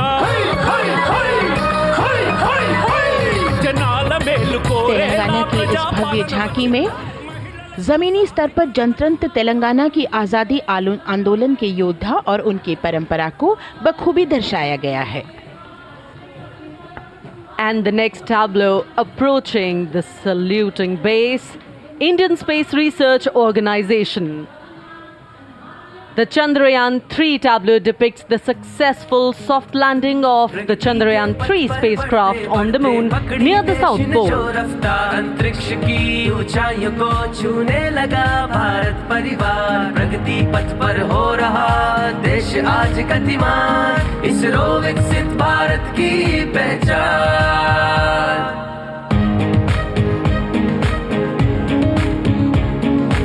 आर्यभट्ट भास्कर रोहिणी से शुरू हुआ इसरो का सफर चंद्रयान और मंगलयान से पहुंचा नई ऊंचाइयों पर अब गगनयान मिशन से रचे नया इतिहास इसरो विकसित भारत की पहचान इसरो विकसित भारत की पहचान. The next tableau approaching is of Council of Scientific and Industrial Research, CSIR.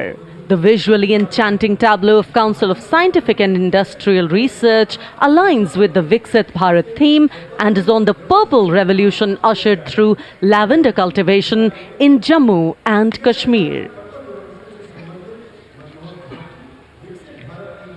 Highlighting agro-technical developments, the distillation unit for extracting essential oil from lavender flowers.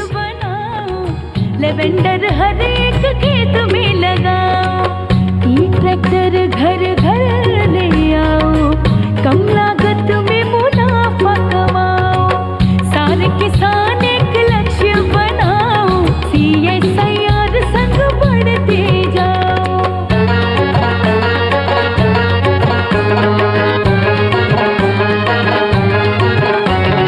कितना आसान लेवेंडर लगाना नहीं लोगों का पहरा बिठाना एक बार लगाओ और करो गुडाई. The all-women CSIR tableau showcases achievements under government's initiatives of scientific developments. और अब इलेक्ट्रॉनिक एवं सूचना प्रौद्योगिकी मंत्रालय की ये झांकी सलामी मंच की ओर अग्रसर होती हुई. ये झांकी सामाजिक सशक्तिकरण के लिए जिम्मेदार आर्टिफिशियल इंटेलिजेंस पर केंद्रित है जिसका देश के स्वास्थ्य सेवा, लॉजिस्टिक्स और शिक्षा क्षेत्र में महत्वपूर्ण योगदान है. नए डिजिटल युग में हम साथ हैं बदल रहे हैं हम आत्मनिर्भर भारत यहाँ शिक्षा चिकित्सा समाज को मिल रहा है साथ नया.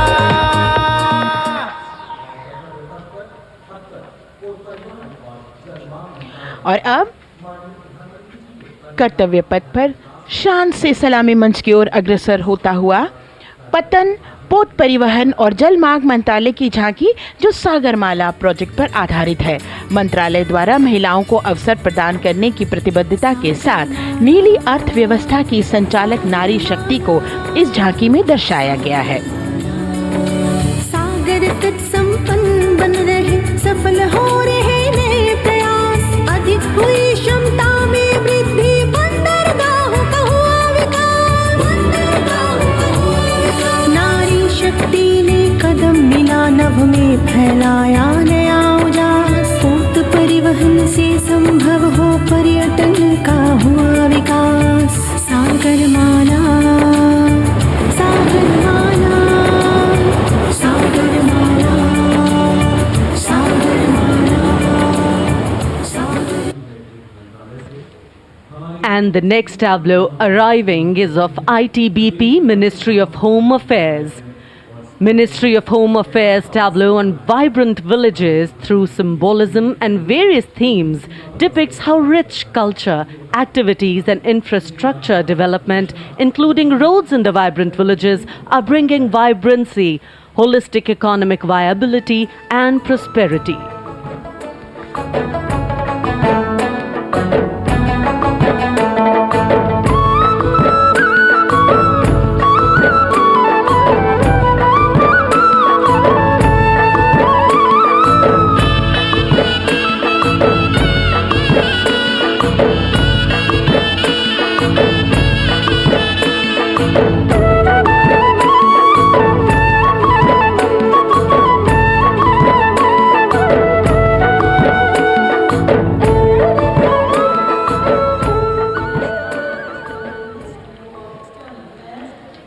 The next tableau is of Ministry of External Affairs.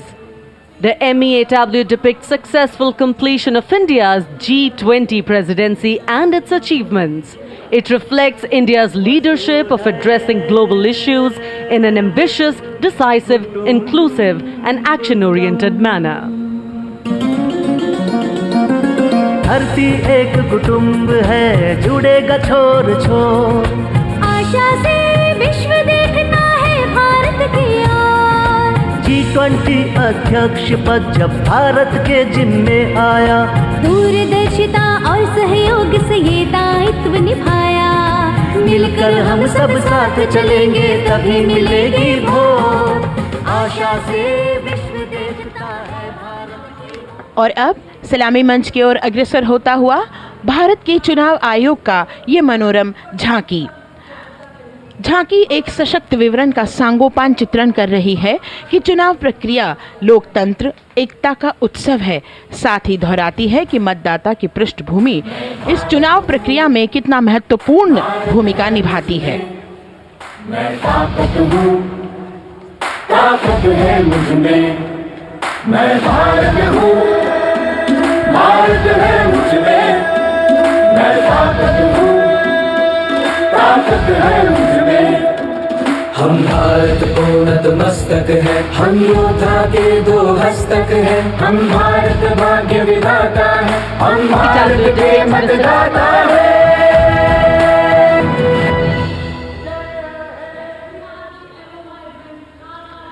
और अब सलामी मंच की ओर अग्रसर होता हुआ केंद्रीय लोक निर्माण विभाग की झांकी सेंट्रल विस्टा विकसित भारत का प्रतिबिंब।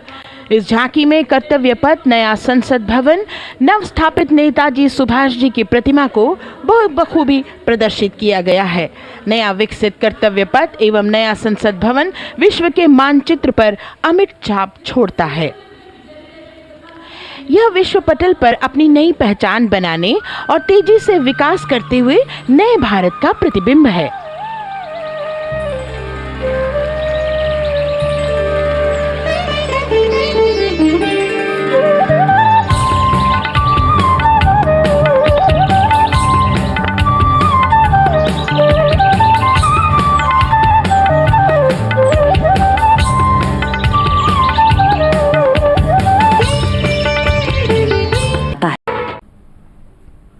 నమస్తే, welcome to NHTV and Nationalist hub. నేను రఘునందన్.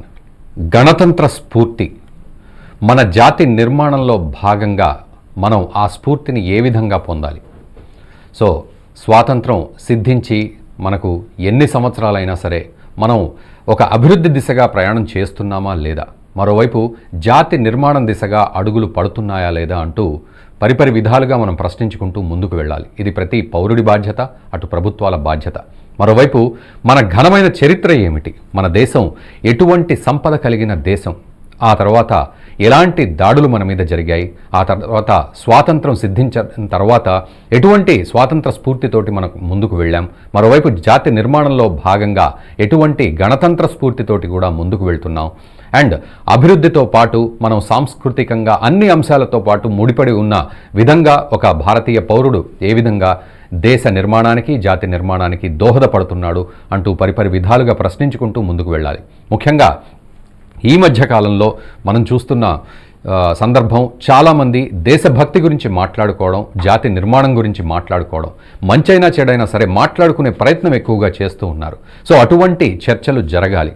మన దేశ నిర్మాణం, జాతి నిర్మాణం కోసం పరిపరి విధాలుగా చర్చించుకుంటూ ముందుకు వెళ్ళి ఖచ్చితంగా ప్రపంచ పటంలో ఒక గొప్ప దేశంగా మనం తీర్చిదిద్దబడాలి, భవిష్యత్తును నిర్మించుకోవాలి. 2047 కల్లా మనం అభివృద్ధి చెందిన దేశంగా నిలబడాలి అంటే ఆ అమృత కాలంలో మనం ప్రయాణిస్తున్నామని ప్రధాని మోదీ చెప్పిన మాటల్ని మనం గుర్తు చేసుకోవాలి. మరోవైపు మొన్నటికి మొన్న అయోధ్య బాలరాముని ప్రాణ ప్రతిష్ఠ తర్వాత ప్రధాని మోదీ మాట్లాడుతూ బానిస మనస్తత్వాల నుంచి మనం బయటికి రావాలి అన్నారు. నిజానికి ఏమిటా బానిస మనస్తత్వాలు? మరోవైపు సాంస్కృతికంగా, ఆధ్యాత్మికంగా భారత్ ఓ వెలుగు వెలిగిన సందర్భం అయోధ్య బాలరాముని ప్రతిష్ఠా కార్యక్రమం. ఆ తర్వాత అయోధ్య నిర్మాణం జరిగింది, దేశ నిర్మాణం జరగాలి అని అన్నారు. సో ఈ దేశ నిర్మాణం అంటే ఏమిటి, ప్రతి పౌరుడు ఏ విధంగా తన యొక్క కర్తవ్యాన్ని నిర్వహించాలి, దేశ నిర్మాణం కోసం, జాతి నిర్మాణం కోసం, ఇవన్నీ కూడా చాలా అంశాలు ఉన్నాయి. ఇవన్నీ మనం మాట్లాడుకుందాం. ఇప్పటివరకు మనం సాధించిన ఘన విజయాలేమిటి, భవిష్యత్తు కర్తవ్యాలేమిటి, ఇవి కూడా ఒకసారి గుర్తు చేసుకుందాం. మన గణతంత్ర స్ఫూర్తిని ఏ విధంగా నింపుకొని స్వాతంత్ర స్ఫూర్తితో పాటు మనం ముందుకు వెళ్ళి అగ్రగామిగా నిలబడాలి. అటు టెక్నాలజీని కూడా ఉపయోగించుకోవాల్సిన పరిస్థితి, చట్టాలను, న్యాయాన్ని, ధర్మాన్ని కూడా ఉపయోగించుకుంటూ మనం నిర్మాణం చేసుకోవాల్సిన పరిస్థితులు ఉన్నాయి. ఇవన్నీ కూడా మనం చర్చిద్దాం కూలంకషంగా. మనతో పాటు రాజకీయ, సామాజిక విశ్లేషకులు ఉన్నారు. ప్రసాద్ పేకేటి గారు. ప్రసాద్ గారు నమస్తే అండి, welcome to Nationalist hub. And మరికొన్ని నిమిషాల్లో బండారు రామ్మోహన్ రావు గారు, రాజకీయ విశ్లేషకులు, వారు కూడా డిస్కషన్లో జాయిన్ అవుతారు. సో ముందుగా ప్రసాద్ గారు మీతోటే నేను స్టార్ట్ చేస్తాను. సో ఒక జాతి నిర్మాణానికి సంబంధించిన అంశాలు ఏవైతే ఉన్నాయో, అంటే ప్రతి పౌరుడు ఆలోచించాల్సిన సందర్భాలు ఇలాంటివే. అంటే ఒక స్వాతంత్ర దినోత్సవం కావచ్చు, గణతంత్ర దినోత్సవం కావచ్చు, ఇవి మనకు నిజంగానే స్ఫూర్తిని అందిస్తాయి. సో అది ఎటువంటి స్ఫూర్తిని మనం పొందాలి, ఏ విధంగా పొందాలి అంటారు? మన భారతదేశం మొదటిగా మన ప్రేక్షకులకి, మీకు, మన ప్యానలిస్ట్ మెంబర్స్ వాళ్ళకి కూడా గణతంత్ర దినోత్సవం శుభాకాంక్షలు. సో మొదటిగా మనం చూడాల్సింది ఏంటంటే, మన భారతదేశం మనం 3 భాగాలుగా చూసుకోవాలి మన ఈ జర్నీని మొత్తం. సో మొదటిది మన 1000 సంవత్సరాల మన ఇస్లాం రూల్ కానివ్వండి, బ్రిటిష్ పాలన కానివ్వండి, అది దానికంటే ఇంకా ముందు మనం ఎలా ఉండేవాళ్ళం, దాని తర్వాత ఎలా అయ్యాము, మళ్ళీ మనకి స్వాతంత్రం వచ్చిన తర్వాత ఎలా మారాము, ఇంకా ఈ గత 10 సంవత్సరాల్లో ఏమి మనము అభివృద్ధి చెందాము, ఇంకా వికసిత భారతం అవ్వడానికి మన మోదీ గారు ఇచ్చిన పిలుపు 2047 కల్లా వికసిత భారతం అవ్వాలి, అంటే డెవలప్డ్ నేషన్ అవ్వాలి. అది అవ్వడానికి మనం ఏం చేయాలి, అవి మనం చూసుకోవాల్సింది. మనకి యాక్చువల్లీ చూసుకుంటే వరల్డ్స్ రిచెస్ట్ కంట్రీ ఉండేది ఒకప్పుడు. తర్వాత మనకి ఇస్లామిక్ రూల్ వచ్చింది. అదైన తర్వాత వాళ్ళు మన ఇక్కడ సంపదని దోచుకోవడమే కాకుండా మన సంస్కృతి, మన అలవాట్లు కూడా మార్చడం, మన హిందూ ధర్మాల్లో ఉండే వాళ్ళని కూడా ఇస్లామిక్ లో మార్చడం, ఎన్నో బాధలు పెట్టారు. అలా పెట్టినా సరే మనకి ఛత్రపతి శివాజీ గారు ఉన్నారు. మన హిందూ ధర్మాన్ని మళ్ళీ పునరుద్ధరీకరణ చేశారు. అయిన తర్వాత మళ్ళీ మనకి వారి తర్వాత మిగతా చాలా మంది రాజులు వాళ్ళు ఉన్నా కానీ మనం ఎక్కువ మనం చూసుకోవాల్సింది ఛత్రపతి శివాజీ గారిది.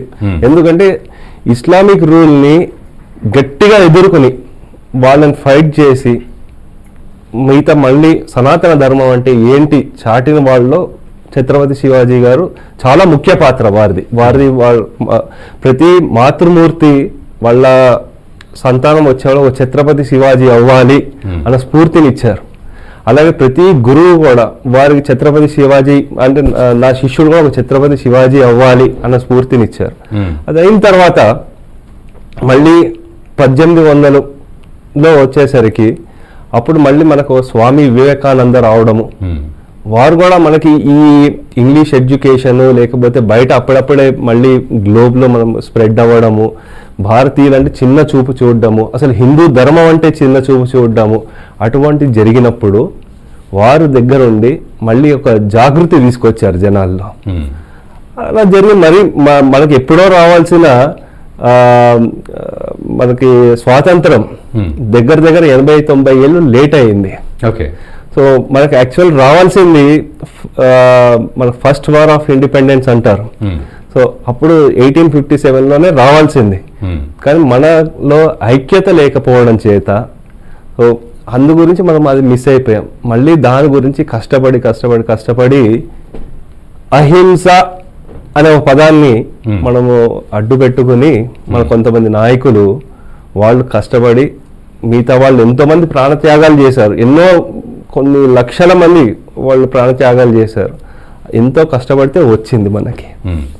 అది వచ్చిన తర్వాత ఆ సమయంలో 500 పైన చిన్న రాష్ట్రాలు, రాజులు వీళ్ళందరూ ఉన్నారు.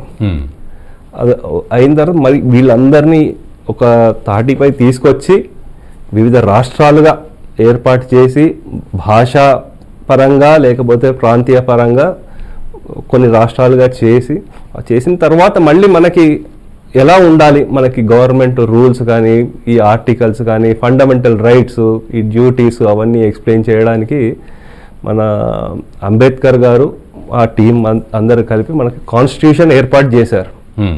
అవి ఏర్పాటు చేసిన తర్వాత సో దాని నుంచి కూడా మనం నేర్చుకోవాల్సినవి కూడా చాలా ఉన్నాయి. అంటే అప్పుడు ఆ సమయంలో ముఖ్యమైనది ఏంటంటే అప్పుడు మనం చూసుకోవాల్సింది అసలు మనకి వాళ్ళు బ్రిటిషర్లు వాళ్ళు అనుకున్నది ఏంటంటే అసలు ఇది అలా భారతదేశం ఇలాగే ఉండగలుగుతుందా, అసలు భారతదేశం ఇప్పుడు ఎలా ఉందో అలాగే ఉండగలుగుతుందా అనేది ఒక పెద్ద డౌట్గా ఉండేది. ఆ స్టేజ్లో మనం అందరం కలిసి ఉండడం ఇంపార్టెంట్. అక్కడి నుంచి మనం ఇంకా ముందుకు అలా జర్నీ సాగింది. కానీ మనం ముఖ్యంగా ఇంకా మనం జర్నీ చూసుకునేదానికి ముందుగా మనం చూసుకోవాల్సింది ఏంటంటే ఈ భారతదేశం వీళ్ళు బ్రిటిషర్స్ విడగొట్టేటప్పుడు ఒక బ్రిటిషర్ ఒక ఆయన వచ్చారు మనకి ఈ లైన్స్ డ్రా చేయడానికి, బార్డర్స్ అవన్నీ డ్రా చేయడానికి వచ్చిన ఆయన వాళ్ళు వెళ్ళిపోయారు.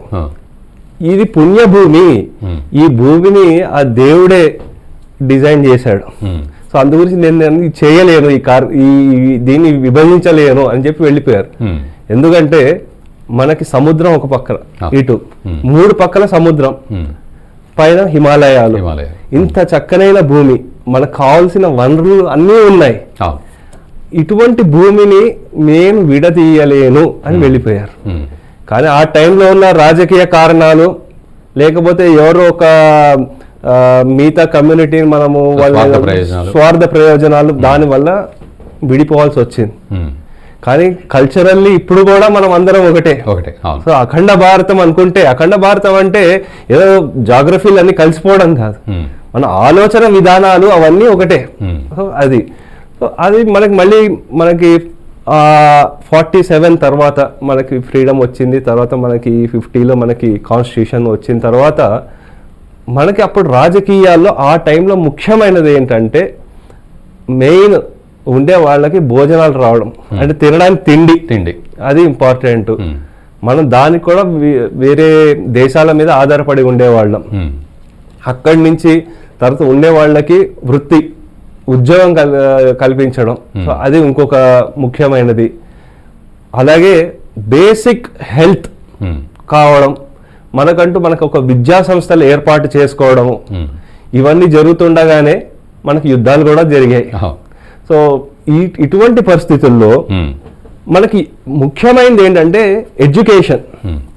ఆ ఎడ్యుకేషన్ ఆ టైంలో ఏమైందంటే మ్యాక్యులే ఎడ్యుకేషన్ 1850s వచ్చింది. అది వారు ఇంప్లిమెంట్ చేసిన పథకాలకి ఇదివరకు ఎలా ఉండేది, వివిధ మాతృభాషల్లో ఉండేవాళ్ళు, వాళ్ళ సంభాషణ ఎలా ఉండేది అంటే సంస్కృతంలో ఉండేది. అవును. కానీ ఈ మ్యాక్యులే ఎడ్యుకేషన్ రావడం చేత గురు శిష్య పరంపర ఉండేది. కానీ వీరి భాష రావడం చేత ఏమైందంటే మన భాషని మనమే కించపరుచుకుని మనమంతటా మనమే మన భాష ఈ భాష ఇది మంచి భాష కాదేమో అన్న ఆ చింతనలోకి వెళ్ళిపోయి ఏదో ఇంగ్లీష్ మాట్లాడితే గొప్ప. ఇప్పుడు ఎవరైనా సరే అనర్గళంగా వారి భాషలో ఒక 2 నిమిషాలు ఇంగ్లీష్ పదం లేకుండా మాట్లాడలేరు ఎవరు. అవన్నీ ఎందుకంటే దీని వల్ల వచ్చింది. సో దాని తర్వాత ఇదే పద్ధతులు కంటిన్యూ అవుతూ వచ్చాయి. మళ్ళీ ఇప్పుడు దాంతో ఏమవుతోంది, మొదట సంస్కృతాన్ని వాడకం తగ్గిపోయింది, మొత్తం తగ్గిపోయింది. ఇప్పుడు ఏమవుతోంది, మాతృభాషలో మాట్లాడడం కూడా కష్టమైపోతుంది. అది ఎవరు మాట్లాడలేకపోతున్నారు. అది మనకి విద్యలో ఏర్పడిన మార్పులు. అలాగే మనకంటూ భారతదేశానికి ఎప్పుడు వీళ్ళు ఫార్వర్డ్ క్యాస్ట్ బ్యాక్వర్డ్ క్యాస్ట్ ఇటువంటివి ఎప్పుడు ఉండేవి కావు. అవి ఏర్పడింది 1920 అప్పుడు పాపులేషన్ సెన్సస్ చేసినప్పుడు అవి ఆ ప్లాన్స్ ఇచ్చారనమాట. అప్పటి వరకు అది ఉండేది కాదు అసలు. మనకి ఏంటంటే ప్రతి ఒక్కళ్ళు వాళ్ళు చేస్తున్న వృత్తిలో వాళ్ళు బాగా నేర్చుకోగలుగుతారు అన్న ఉద్దేశంతో డిగ్నిటీ ఆఫ్ లేబర్ అంటారు అనమాట. ఏది చేసినా సరే దానికి మనం గౌరవించాలి అని ఒకప్పుడు ఉండేది, తప్పకుండా ఉండేది. సో మనకి ఏది చూసుకున్నా సరేనండి, మనకి పురుష సూక్తంలో వస్తుంది కానీ మనకి అన్ని ఒక మనిషిని చూసుకుంటే వివిధ అంగాలు వాళ్ళ కర్మ ఇవి చేస్తారనమాట, వాళ్ళు చేసే వృత్తులు అనమాట. ఇప్పుడు మనకి కాళ్ళకి దెబ్బ తగిలింది అనుకోండి అంటే మనకి మొత్తం శరీరానికి నొప్పి ఉంటుంది కదా, అలాగే ఏ వాళ్ళ వృత్తిలో వాళ్ళు ఎవరున్నా సరే వాళ్ళు ఏదైనా బాగాలేకపోతే మొత్తం సమాజానికే సొసైటీ ముందుకు వచ్చి వాళ్ళకి నిలబడేది. అంతేకాని వీడు మా కులం వాడు, వాడు మా కులం వాడు, వాడు ఇంకో కులం వాడు, అటువంటివి ఎప్పుడు చర్చలు లేవు. సో అనాది నుంచి కూడా మనకి గుళ్ళు కానీ ఇంకేమైనా సరే మనకి కల్చరల్, ఎకానమీ, మిగతావన్నీ అంటే జనాలందరినీ ఒక్కటిగా చేయడము అవన్నీ జరిగేవి. అవన్నీ మనకి రాను ఏమైపోయిందంటే అవన్నీ మనం మిస్ అయిపోయాం. అసలు గుళ్ళకి వెళ్ళడానికి కూడా మనము సిగ్గుపడాల్సి వస్తుంది. అంటే మీరన్న ప్రకారం ఆలోచిస్తే ఒకసారి ఈ ఇన్వేషన్స్ అయ్యాక అంటే ఈ వీళ్ళు దాడులు చేసిన తర్వాతనే మనం పూర్తిగా మారిపోయాం. అవును, ఒకప్పుడు అన్ని జరిగేవి, ఒకప్పుడు జరిగేవి. మనకి ఈ బ్రిటిష్ రూల్ వల్ల మన సంస్కృత వాడుక తగ్గిపోయిందా, వారి పాలసీలే మనం కంటిన్యూ చేయడంతో ఏమవుతుందంటే మన మాతృభాషను మనం మర్చిపోతున్నాం. మనకి ఈ స్కిన్, మన తోలు ఒకటే మనకి భారతదేశం, కానీ మనం ఆలోచించే విధానము అవన్నీ ఆ బ్రిటిష్ వాళ్ళు ఇచ్చింది. ఇంకా మన ఆలోచన విధానాలు కూడా అలాగే మిగిలిపోయాయి అన్నమాట. మనకి ఎప్పుడు మన సనాతన ధర్మంలో చూసుకుంటే చిన్న యూనిట్, స్మాల్ యూనిట్ మనకేంటంటే ఒక ఫ్యామిలీ. కానీ ఇప్పుడు ఏమైపోతుంది, ఫ్యామిలీ కూడా కాదు, ఆ ఇండివిజువల్ అయిపోతున్నారు, ఎక్కువ ఇండివిజువల్ అయిపోతున్నారు. సో అది మనకేంటంటే ఆలోచన ఎడ్యుకేషన్ సిస్టంలో కూడా మనం చూసుకుంటే మనకి ఎక్కడ చూసినా మొఘలులు వాళ్ళ గురించే ఉంటుంది. అంతేగాని అంతకంటే ముందు గొప్ప గొప్ప రాజులు, విజయనగర సామ్రాజ్యం గురించి ఎవరికి తెలియదు, మనకి ఇక్కడ కాకతీయ సామ్రాజ్యం గురించి తెలియదు. మరి అక్బరు వాళ్ళ తండ్రి ఎవరు, ఇవన్నీ ఉంటాయి, బాగానే ఉంటాయి. కానీ మిగతా మనకి ఇక్కడే ఉన్నాయి, మనకేం తెలియట్లేదు కదా. సో అదొకటి మారిపోయింది. మనల్ని మనమే ప్రశ్నించుకోవడం మొదలు పెట్టాం, మనల్ని మనమే కించపరుచుకుంటున్నాం కూడా. మిగతా ఎడ్యుకేషన్ మిగతా వేరే దేశాలు చూస్తే వాళ్ళు ఎన్ని ఘోరమైన తప్పులు చేసినా సరే మేమేదో గొప్పగా చేసామని చెప్పుకుంటారు. కానీ మనము మన ఆలోచన ధోరణి ఏంటంటే మనలోనే ఏదో లోపం ఉందేమో అన్న ఒక ఆలోచన విధానం అలా మారిందనమాట. మన విదేశ పాలసీలు అన్నీ ఎలా ఉండేవంటే నాన్ అలైన్డ్ మూవ్మెంట్, అంటే ముందు కోల్డ్ వార్ టైంలో యుఎస్ఎస్ఆర్ రెండు ఉండేవి బ్లాక్స్. వాటిలో మనం చూసుకుంటే ఏమవుతుందంటే ముఖ్యంగా మనము వీళ్ళకి వాళ్ళకి అలైన్ కాదు, వీఆర్ స్టిల్ డెవలపింగ్ కంట్రీ, అందు గురించి మేము అసలు ఎవరికి అలైన్ కాదు అని మన నెహ్రూ గారు మిగతా వాళ్ళు కూడా అదే ఫాలో అయ్యారు. కానీ నిజంగా అలాగే జరిగేదా, మనం ఎక్కువ యుఎస్ఆర్కే ఉండేవాళ్ళం, అలైన్ అయి ఉండేది. దాంతో మనకి ఏంటంటే యుఎస్ వాళ్ళతో మనకి వైరం వచ్చేది. సో ఇటువంటి ఎడ్యుకేషన్ ఇవి ఇంకా వారు ఏం అభివృద్ధి జరగలేదంటే జరిగింది, కొన్ని మనకి ఐఐటీస్ కానీ ఇటువంటివి కానీ జరిగింది. కానీ దాంతో ఏమైపోయిందంటే రావాల్సిన డెవలప్మెంట్ ఇంకా ముందుకు వెళ్ళలేదు. మనకి ఎకనామిక్ పాలసీలు కూడా చూసుకుంటే అది సోషలిస్ట్ పాలసీలు అవన్నీ. మనకేంటంటే మన అదృష్టం ఏం బాగుండి నరసింహారావు గారు 91లో కొంచెం ప్రైవేటైజేషన్స్ అవి చేయడం చేత కొన్ని ప్రైవేట్ మార్కెట్లు ఓపెన్ అవడంతో మనకి చాలా ఉద్యోగ అవకాశాలు వచ్చాయి. సో అది మనకి అదృష్టం అన్నమాట. ఇంకోటి మిగతా చూసుకుంటే వీళ్ళు డివిజన్స్ ఎలా క్రియేట్ చేశారంటే రీజియన్ పరంగా. అంటే భారతదేశంలో దక్షిణ ప్రాంతంలో ఉండే వాళ్ళందరూ ద్రవిడ్లు, మిగతా పైన ఉండే వాళ్ళు ఆర్యులు. ఆ ఆర్యులు ఎక్కడి నుంచో బయట నుంచి వచ్చారు. ఇటువంటిది ఎప్పుడు లేదు మన దాంట్లో. మనకి భారతీయ సంస్కృతిలో అంతా ఒకటే. మనకి ఎన్నో మనకి చూసుకుంటే కాశ్మీర్ నుంచి కన్యాకుమారి వరకు మన ప్రాంతం అంతా ఒకటే. సో మనకి రాముడు కాశ్మీర్ నుంచి కన్యాకుమారి వరకు, కృష్ణుడు మనం చూసుకుంటే ఇక్కడ ఈస్ట్ ఎక్స్ట్రీమ్ అస్సాం మణిపూర్ నుంచి గుజరాత్ ఎండ్ వరకు, శివుడిది మనకి అన్ని ప్రాంతాల్లో ఉన్నాయి. సో అందు గురించి మనకి మనదే కాదు, ఈవెన్ శ్రీలంక వైపు అటువైపు కూడా ఉన్నాయి అన్నమాట. మనది అంత గొప్ప చరిత్ర ఉండేది. ఇంకా తవ్వకాల్లో వస్తుంటే 3000 సంవత్సరాలు 5000 సంవత్సరాల నుంచి ఉన్నాయి మనది. అందు గురించి మనకంటూ మనం ఏంటంటే నిలబడాలి. మిగతాది సరే ఇది అయిన తర్వాత ఒక ఫ్యామిలీ రూల్స్ స్టార్ట్ అయిపోయాయి చిన్న చిన్న రీజియన్స్లో. అంటే ఒక్కొక్క ప్రాంతాల్లో ఒక్కొక్క స్టేట్కి సంబంధించి వాళ్ళ ఫ్యామిలీస్ అలా రూల్ చేయడము. ద్రవిడ్ ఇప్పుడు తమిళనాడు చూసుకుంటే కరుణానిధి వాళ్ళ ఫ్యామిలీ, బీహార్లో ఏమో లాలు వాళ్ళ ఫ్యామిలీ, ములాయం సింగ్ వాళ్ళ ఫ్యామిలీ, ఈ ఫ్యామిలీ డైనాసిటీ కూడా మొదలైపోయాయి అన్ని. సో వీటిల చేత ఈ కరప్షన్ ఇవన్నీ ఎక్కువైపోయాయి. మనం ఓవరాల్ ఇండియాలో చూసుకుంటే కాంగ్రెస్ వాళ్ళది గాంధీ ఫ్యామిలీ, గాంధీ అంటారు కానీ వాళ్ళది ఎంతవరకు గాంధీ అనేది కూడా మనకు తెలియదు. సో దాంతో ఏమైపోయిందంటే ఈ కరప్షన్ ఇవన్నీ అయిపోయింది. మోదీ గారు వచ్చిన తర్వాత ఏంటంటే 3 ముఖ్యమైనవి: సురక్ష, సురాజ్యం, సుశాసనం. ఈ 3 అన్నమాట. సురక్ష అంటే ముఖ్యంగా మనకి ఈ టెర్రరిస్ట్ అటాకులు ఇవన్నీ లోపల ఇంటర్నల్ చాలా అయిపోయాయి. ఈ డీటెయిల్స్ మాట్లాడుకునే ముందు ఒక్కసారి రామ్మోహన్ గారు కూడా జాయిన్ అయ్యారు, వారిని కూడా పలకరిద్దాం. రామ్మోహన్ గారు, మీ వాయిస్ మ్యూట్లో ఉంది. ఇప్పుడు ఓకే, రైట్. మన డిస్కషన్లో బండారు రామ్మోహన్ రావు గారు, రాజకీయ సామాజిక విశ్లేషకులు, వారు కూడా జాయిన్ అయ్యారు. రామ్మోహన్ రావు గారు, నా వాయిస్ వినబడుతోందిగా? మీకు కూడా గణతంత్ర దినోత్సవ శుభాకాంక్షలు. గణతంత్ర స్ఫూర్తిని మనం అందరం నింపుకోవాలి. అటు స్వాతంత్ర స్ఫూర్తితో పాటు గణతంత్ర స్ఫూర్తిని కూడా నింపుకొని జాతి నిర్మాణంలో మనం అందరం కూడా ప్రతి పౌరుడు తన బాధ్యతగా అడుగులు వేయాలి, తన కర్తవ్యాన్ని నిర్వహించాలి అనుకుంటూ మనం మాట్లాడుకుంటున్నాం. సో ఈ గణతంత్ర స్ఫూర్తి, వికసిత భారతం కూడా. సో ప్రధాని మోదీ అన్నట్లుగా రామాలయ నిర్మాణం అయితే జరిగింది, దేశ నిర్మాణం జరగాలి అని అన్నారు. సో ఆ దేశ నిర్మాణం ఏంటి, అమృత కాలం ఏంటి, 2047 కల్లా మనం డెవలప్డ్ నేషన్గా ఉండాలి అంటే దాని మీనింగ్ ఏంటి, అర్థం ఏంటి, అండ్ మనం ఇప్పటివరకు కోల్పోయిన సంపద ఏమిటి, ఈ ముఘల్ ఇన్వేషన్స్ కానీ బ్రిటిష్ ఇన్వేషన్స్ కానీ జరిగినప్పుడు మనం కోల్పోయిన సంపద ఏమిటి, అంతకుముందు ఏమిటి, అండ్ ఇప్పుడు స్వాతంత్రం వచ్చిన తర్వాత ముఖ్యంగా ఈ 10 సంవత్సరాల కాలంలో కూడా మనం జాతి నిర్మాణంలో ఏ విధంగా అడుగులు ముందుకు వేస్తున్నాం, ఇవన్నీ కూడా మనం మాట్లాడుకుంటున్నాం. రామ్మోహన్ రావు గారు, సో మీ వర్షన్ ఏమిటి, మీరు ఏం చెప్తారు గణతంత్ర స్ఫూర్తిని నింపుకోవడానికి ప్రతి ఒక్క పౌరుడు ఏ విధంగా అడుగు వేయాలనే విషయంలో? రఘునందన్ గారు, మీకు అట్లాగే ప్యానెల్లో ఉన్న ప్రసాద్ గారికి, మన NHTV ప్రేక్షకులందరికీ గణతంత్ర దినోత్సవ శుభాకాంక్షలు. ఇవాళ యువతకి గణతంత్ర స్ఫూర్తిని అందించాలంటే గణతంత్రానికి స్వాతంత్ర దినోత్సవానికి తేడాను కూడా చెప్పాల్సిన అవసరం. పొద్దునుంచి అది టీవీలో అదే చెప్తున్నాను. రెండోది, మీరు అన్నట్టు గణతంత్రం ఘనమైన మంత్రాన్ని చెప్పిస్తున్నాం. ఘనమైన మంత్రం అంటే రామమంత్రమే అని చాలా మంది. రామమంత్రంతో పాటు మోడీ గారు ఒక మంచి మంత్రాన్ని మనం బోధించారు. 2047 కల్లా మనం ఏ స్థాయికి చేరుకోవాలి మన భారతదేశం అనే మంత్రాన్ని ఆయన బోధించారు. అది అభివృద్ధి మంత్రం. ఎప్పుడు రగ్గారు సమస్యలు ఎప్పుడు ఉంటాయి, అది అభివృద్ధి కూడా నిరంతర ప్రక్రియ.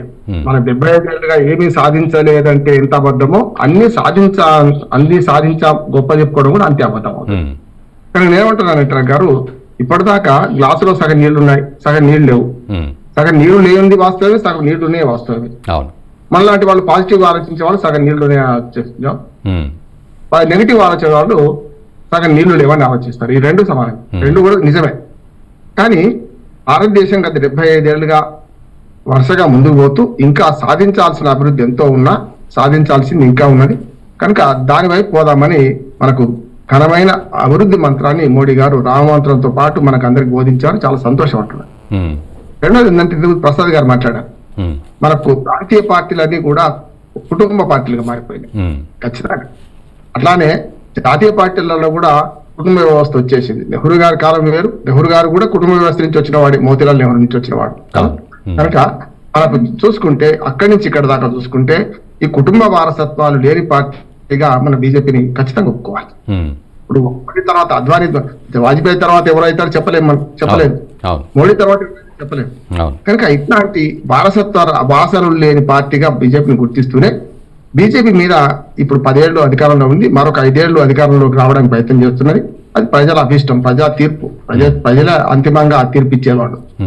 నా ఉద్దేశం ఏంటంటే, ఇప్పుడున్న ఏదైతే రామ మంత్రాన్ని బోధించిన ఆయనే అభివృద్ధి మంత్రాన్ని బోధిస్తూ మనం సాధించాల్సిన విజయాలు చాలా ఉన్నాయని చెప్తూ ముందుకెళ్దామన్నారు. దానికి దేశ ప్రజలందరూ కూడా సహకరించాలని కోరుతున్నారు. చాలా మందికి అశ్రద్ధతో ఆలోచించే వాళ్ళు మీ ప్రధాని, మీ ముఖ్యమంత్రి అంటున్నారు. కరెక్ట్ గా మన ప్రధాని, మన ముఖ్యమంత్రి, ప్రభుత్వాలు శాశ్వతం, పార్టీలు శాశ్వతం కాదు. వాళ్ళు రిపబ్లిక్ దినోత్సవ సందర్భంగా మన అందరం కూడా ఒక ప్రభుత్వాలుగా గౌరవిద్దామని నేను అంటున్నాను. ప్రభుత్వం అంటే మాది కాదు, మీ ప్రధాని, మీ ముఖ్యమంత్రి అని మాట్లాడే బదులు మన ముఖ్యమంత్రి, మన ప్రధానిని గౌరవించాలి. వాడు తప్పు చేస్తే ఖచ్చితంగా మనం విమర్శించాల్సింది కాదనట్లేదు. కానీ ఒకే పక్షపాత ధోరణితోని వారు ఏం చేసినా ఒప్పే, రెండు ఉన్నాయి. వాళ్ళు మనకు అసహనం ఎంతవరకు పెరిగిపోయిందంటే మోడీ గారు ఎంత ఏం చేసినా తప్పే, లేదు మోడీ గారు ఏం చెప్పినా కరెక్టే అనే భావన వచ్చింది. కరెక్ట్ కాదు. అదే ప్రజాస్వామ్యంలో అంతిమంగా స్వేచ్ఛ, అట్లాగే మనకు ప్రజల నిర్ణయాధికారం, దాంతో పాటు మన ప్రజల భాగస్వామ్యము, చట్టబద్ధ పాలన, అట్లాగే అంతిమంగా మనకు మనకు దిద్దుబాటు కూడా ఉండాలి. అంటే 100తో పాటు రాజ్యాంగాన్ని 109 సార్లు సవరించుకున్నా, ఇంకో 19 సవరణలు అక్కడ పెండింగ్ లో ఉన్నాయి. చాలా సమస్యలకు పరిష్కారం దొరికింది. ఇప్పుడు దాకా ఈ 10 ఏళ్లుగా ఒకసారి చూస్తే మనకి రగ్గారు మనకు ఈ రిపబ్లిక్ దినోత్సవాలు 10 పోయినాయి ఇప్పుడు ఈ 10 ఏళ్లుగా. అట్లా చూసుకుంటే మనకు చాలా వరకు కొన్ని రావణ కష్టాల సమస్యలను పరిష్కరించడంలో మోడీ గారు ముందున్నారు. దానికి అభినందించాలి. తప్పో ఒప్పో దానిలో విమర్శకు జోలికి పోదలుచుకోలేదు. ఎందుకంటే ఆనాటి నుంచి రగులుతున్న ఎక్కడో పరిష్కారం ఫుల్ స్టాప్ పెట్టాలి కదా. ఆ ఫుల్ స్టాప్ పెట్టే పనిలో మనకు మోడీ గారు ఉన్నారు. ఇంకా కొన్ని ఉన్నాయి. దానిలో కామన్ సివిల్ కోడ్ పూర్తిగా అంగీకరించేవాడిని. దానిలో కామన్ సివిల్ కోడ్ అంటే ఏమిటి, ఎట్లా దాన్ని అందరినీ కలుపుకొని సబ్కా సాత్ సబ్కా విశ్వాస్ సబ్కా వికాస్, సబ్కా విశ్వాస్ అన్నారు. మిగతా వాళ్ళందరి విశ్వాసాన్ని చూరగొని అందరితో కలుపుకుపోయి చేస్తే బాగుంటుంది. ఈ రిపబ్లిక్ దినోత్సవం సందర్భంగా మంచి సంఘం అందరం కూడా భారతదేశ అభివృద్ధిలో మన వంతు పాత్ర ఏమిటి అంటే, మనం చాలా వరకు ఏమనుకుంటున్నాం అంటే మన ఇంట్లో భగత్ సింగ్ పుట్టాలి, మన ఇంట్లో వివేకానంద స్వామి పుట్టాలి, మన ఇంట్లో అందరూ అనుకుంటున్నాం, పక్కింట్లో పుట్టాలనుకుంటున్నాం, మన ఇంట్లో పుట్టాలనుకోవాలి. ఆ రకంగా దేశ అభివృద్ధిలో ప్రతి పౌరుడికి భాగస్వామ్యం ఉంది అని నిరూపించేలా ప్రభుత్వాలు ప్రవర్తించాలి. ముఖ్యంగా పాలనలో ప్రజల భాగస్వామ్యం ఎంత పెరిగితే అంత మంచి పాలన అంట. అందుకని రామరాజ్యంలో 10 సూత్రాలు ఉన్నాయి రగ్గా, మీ అందరికి తెలుసు. ఆ 10 సూత్రాలు సరిగ్గా పాటిస్తే నిజమైన ప్రజాస్వామ్యం పరిడవిల్లుతుంది. ఈ గణతంత్ర దినోత్సవ సందర్భంగా మరొకసారి అందరికి శుభాకాంక్షలు తెలియజేసుకుంటూ మిగతా అంశాలు కూడా మాట్లాడుకుందాం. ప్రసాద్ గారు అండ్ వారు అన్నట్లుగా కూడా నిజంగా అంటే ఈ ప్రస్తుత సినేరియోని వారు అర్థం చేయించారు. సో ఇందాక మీరు 3 అంశాలని తీసుకున్నారు. సో వాటి గురించి వివరించండి. అంటే ఇప్పుడు మనకి మోదీ గారి పరిపాలనలో 3 అంశాలండి. సురక్ష. సురక్ష అంటే ఇప్పుడు మనకి వారు వచ్చే ముందు ఎలా ఉండేదంటే ఎప్పుడు ఎక్కడ టెర్రరిస్ట్ అటాక్ అవుతుందో తెలియదు. అటువంటి పరిస్థితి లేదు. మనకి బార్డర్ నుంచి నార్త్ ఈస్టే కానివ్వండి, లేకపోతే కాశ్మీర్లో కానివ్వండి, ఎప్పుడు ఎన్ని టెర్రరిస్ట్ ఎక్కడ ఏ బాంబ్ బ్లాస్ట్ అవుతుందో అనేది ఒక భయం ఎప్పుడు ఉండేది. ఆ భయమే కాకుండా అది ఎలా అయిపోయిందంటే అది జీవితంలో అది ఒక భాగం అయిపోయింది. ఆ అటాకులు ఇవన్నీ అవ్వడం. సో దాని నుంచి మనం బయటికి వచ్చాం. దీన్ని ఏమంటారంటే వీళ్ళు అఫెన్సివ్ డిఫెన్స్ స్ట్రాటజీ అంటారు. అంటే మనకు అది జరుగుతుందని తెలిస్తే అసలు వాళ్ళనే ముందు పక్కన పెట్టేయాలి. వాళ్ళే అసలు ఎవరు ఐడెంటిఫై చేసి వాళ్ళు అసలు మన దేశంలో రావడం ఏంటి, మనం వాళ్ళ దేశంలో వాళ్ళు ఎక్కడెక్కడ ఉంటారో వాళ్ళని తీసి పడేయాలి. మన దేశ సురక్ష విషయంలో ఎటువంటి కాంప్రమైజ్ లేకుండా, ఎవరికి తల వంచకుండా, ఏమైనా సరే భారతదేశానికి ఏదైతే మంచిదో ఆ నిర్ణయాలు తీసుకున్నారు. అంటే వారు వాళ్ళ టీంని కూడా అలా ఏర్పాటు చేసుకున్నారు అనమాట. సుశాసనం. సో ఇక్కడ మనకి ఏంటంటే కరప్షన్ అలిగేషన్స్ ఎటువంటివి లేవు. ఇప్పుడు 10 ఏళ్ళు అవుతోందండి. ఇప్పుడు ఒకవేళ కరప్షన్ ఒకవేళ చేసినా సరే 5 ఏళ్ళ తర్వాత ఎప్పుడప్పుడు ఎలాగో ఏదో ఒక రూపంలో బయటకు పడాలి. అదంతా లేదు మనకు. అసలు ఇప్పుడు కరప్షన్ గురించి ఎవరు మాట్లాడట్లేదు. మనం అప్పుడు చూసుకుంటే 2010-11 ప్రాంతంలో మన ఆమ్ ఆద్మీ పార్టీ వాళ్ళు ఢిల్లీలో చేసిన ఈ హడావడి ఇవన్నీ కరప్షన్ మీద రోజుకొక కరప్షన్ అలిగేషన్స్, 2G 3G తర్వాత జీజాజీ అవన్నీ ఇలా వచ్చేవి అలిగేషన్స్. సో అవంతా ఏం లేదు మరి ఇప్పుడు కరప్షన్. ఇంకోటి సురాజ్యం. సో మనం ఇక్కడ ఒకప్పుడు సరే మనం అందరి మతాల్ని మనం గౌరవిస్తున్నా సరే నేను హిందువుని, నా మతం హిందువు అని చెప్పుకోవడానికి మనం సిగ్గుపడేవాళ్ళం. అలా కాకుండా ఇప్పుడు మనం ధైర్యంగా మన పండుగలు మనం చేసుకుంటున్నాం. మనం పండుగలు చేసుకుంటాం కానీ మిగతా వాళ్ళని ఎవరు కించపరచట్లేదు, వాళ్ళని గౌరవిస్తున్నాం. ఇప్పుడు పథకాలు కూడా మీరు చూసుకుంటే అది కులాల పరంగానో మతాల పరంగానో కాకుండా ప్రతి ఒక్కరు అర్హులు ఎవరికో వాళ్ళందరికీ అందుతున్నాయి. సో ఈ 3 మోదీ గారి టైంలో వచ్చిన గొప్ప చేంజ్ అండి. సో సురక్ష, సురాజ్యం, సుశాసనం ఆ అంశాల నుంచి మిగతా మళ్ళీ చూసుకుంటే వివిధ మనకి స్త్రీలకి ఎలా చేశారు, అలాగే ముఖ్యంగా స్త్రీ సాధికారత గురించి ఎక్కువగా అంటే ఈసారి ఇంకెక్కువగా మాట్లాడుకోవాల్సిన పరిస్థితి ఉంది. సో ఎలా మనం అర్థం చేసుకోవాలి ఇప్పుడున్న పర్సెప్షన్? అంటే ఇప్పుడు మనం చూస్తే మోదీ గారి కొన్ని నెంబర్స్ ఉన్నాయి నా దగ్గర. ఫస్ట్ టైం భారతదేశంలో ఫీమేల్ మేల్ రేషియోలో చూసుకుంటే ఇప్పుడు 1000 మంది పురుషులకి 1020 మంది స్త్రీలు ఉన్నారు భారతదేశంలో. మెయిన్ వాళ్ళ ప్రాణాలు తనంగా పెట్టి వాళ్ళు ఇంకో జన్మనిచ్చేటప్పుడు స్త్రీ మాతృమూర్తులకి వాళ్ళకి మెటర్నిటీ లీవ్ 12 వారాలే ఉండేది, దాన్ని 26 వారాలు చేశారు. Okay. So PM Matru Vandana Yojana కార్యక్రమంలో 3 కోట్లకు పైగా వాళ్ళకి ఈ ఫండ్స్ అందాయి. సుకన్య సమృద్ధి యోజన అంటే అది ట్యాక్స్ బెనిఫిట్ వచ్చేది చాలా మందికి, 50,000 60,000 అంటే అమ్మాయి పుడితే వాళ్ళ పేరు మీద చేస్తే అలా 3 కోట్ల పైన మనకి అకౌంట్లు ఓపెన్ అయ్యాయి. మనకి ఈ పొగ అంటే ఈ గ్యాస్ ఇవన్నీ లేకపోవడంతో కర్రెలు వాటిలతో పెట్టుకుని ఆ పొగను ఎలా ఊతూ, అంటే మనం బహుశా మనం సిటీలో ఉంటాం కాబట్టి మనం చూసి ఉండకపోవచ్చు, కానీ ఊర్లలో ఈవెన్ ఉత్తరప్రదేశ్ ఇటువంటి వెనుకబడ్డ రాజ్యాల్లో చాలా మంది ఏంటంటే ఆ స్మోక్ కి వాళ్ళ క్యాన్సర్ రావడం ఇవన్నీ వచ్చేయడంతో దాంట్లో ఒక దగ్గర 10 కోట్ల మందికి గ్యాస్ సిలిండర్లు వచ్చింది. ఇంకో పెద్ద సక్సెస్ మనం చూసుకుంటే ముద్రా లోన్స్, దాంట్లో 27 కోట్ల మందికి స్త్రీలకి ఈ ముద్రా లోన్స్ వచ్చాయి. అంటే వాళ్ళ కాళ్ళ మీద వాళ్ళు నిలబడేటట్టు, అంటే మేము ఏ విషయంలో మేము తక్కువ కాదు అని చెప్తున్నారు. ఇంకా మనకు ఆర్మ్ ఫోర్సెస్లో కూడా వాళ్ళకి పర్మనెంట్ కమిషన్. ఓకే. అంటే ఇప్పుడు ఏదైనా మాతృమూర్తి స్త్రీ మీరు ఏ విధంగా అవల కాదు, మీరు నిలబడగలుగుతారు దేన్నైనా. ఇప్పుడు మనకి ఒక కుటుంబం బాగుపడాలంటే ఆ స్త్రీ బాగా ఉండాలి, అందుగురించి ఆ విధానాలు అవి చూసుకుని వీరు ఇన్ని కార్యక్రమాలు ఇన్ని నెంబర్స్తో సహా మనకి ఏదైతుందో చెప్పగలిగాము. ఇంకా చాలా ఉన్నాయి కానీ సమయం మనం చూసుకునే వాటిలో దాన్ని ఎక్కువ ప్రస్తావించకపోవడం. ఈవెన్ డిఫెన్స్ ఫోర్సెస్ లో కూడా మహిళలకి ఎంట్రీ ఇవ్వడం, వాళ్ళకి ప్రాధాన్యత ఇవ్వడం ఇవన్నీ కూడా జరిగాయి. అవును అవును. ఇంకోటి చెప్పండి. రామ్మోహన్ రావు గారు, ఇక్కడ ప్రధాని మోదీ మాట్లాడుతున్న ప్రతి సందర్భంలోనూ కూడా మనం అబ్జర్వ్ చేస్తే బానిస మనస్తత్వం అని అంటూ ఉంటారు. సో బానిస మనస్తత్వం అనేది మనకు ఎలా ఈ మనస్తత్వం అంటగట్టడం జరిగింది, మనం దానిలోంచి ఎలా బయటికి రావాలి? ఇప్పుడున్న అర్థం ఏంటంటే అందులోంచి బయటికి రావాలి అనేది. సో ఎలా బయటికి రావాల్సిన పరిస్థితి, మన ఆలోచన ధోరణి ఏ విధంగా ఉండాలి? మ్యూట్లో ఉందండి, మ్యూట్లో ఉంది. రఘునందన్ గారు, మన భారతదేశంలోనే వ్యక్తి పూజ అనేది కొంచెం ఎక్కువనే ఉంది.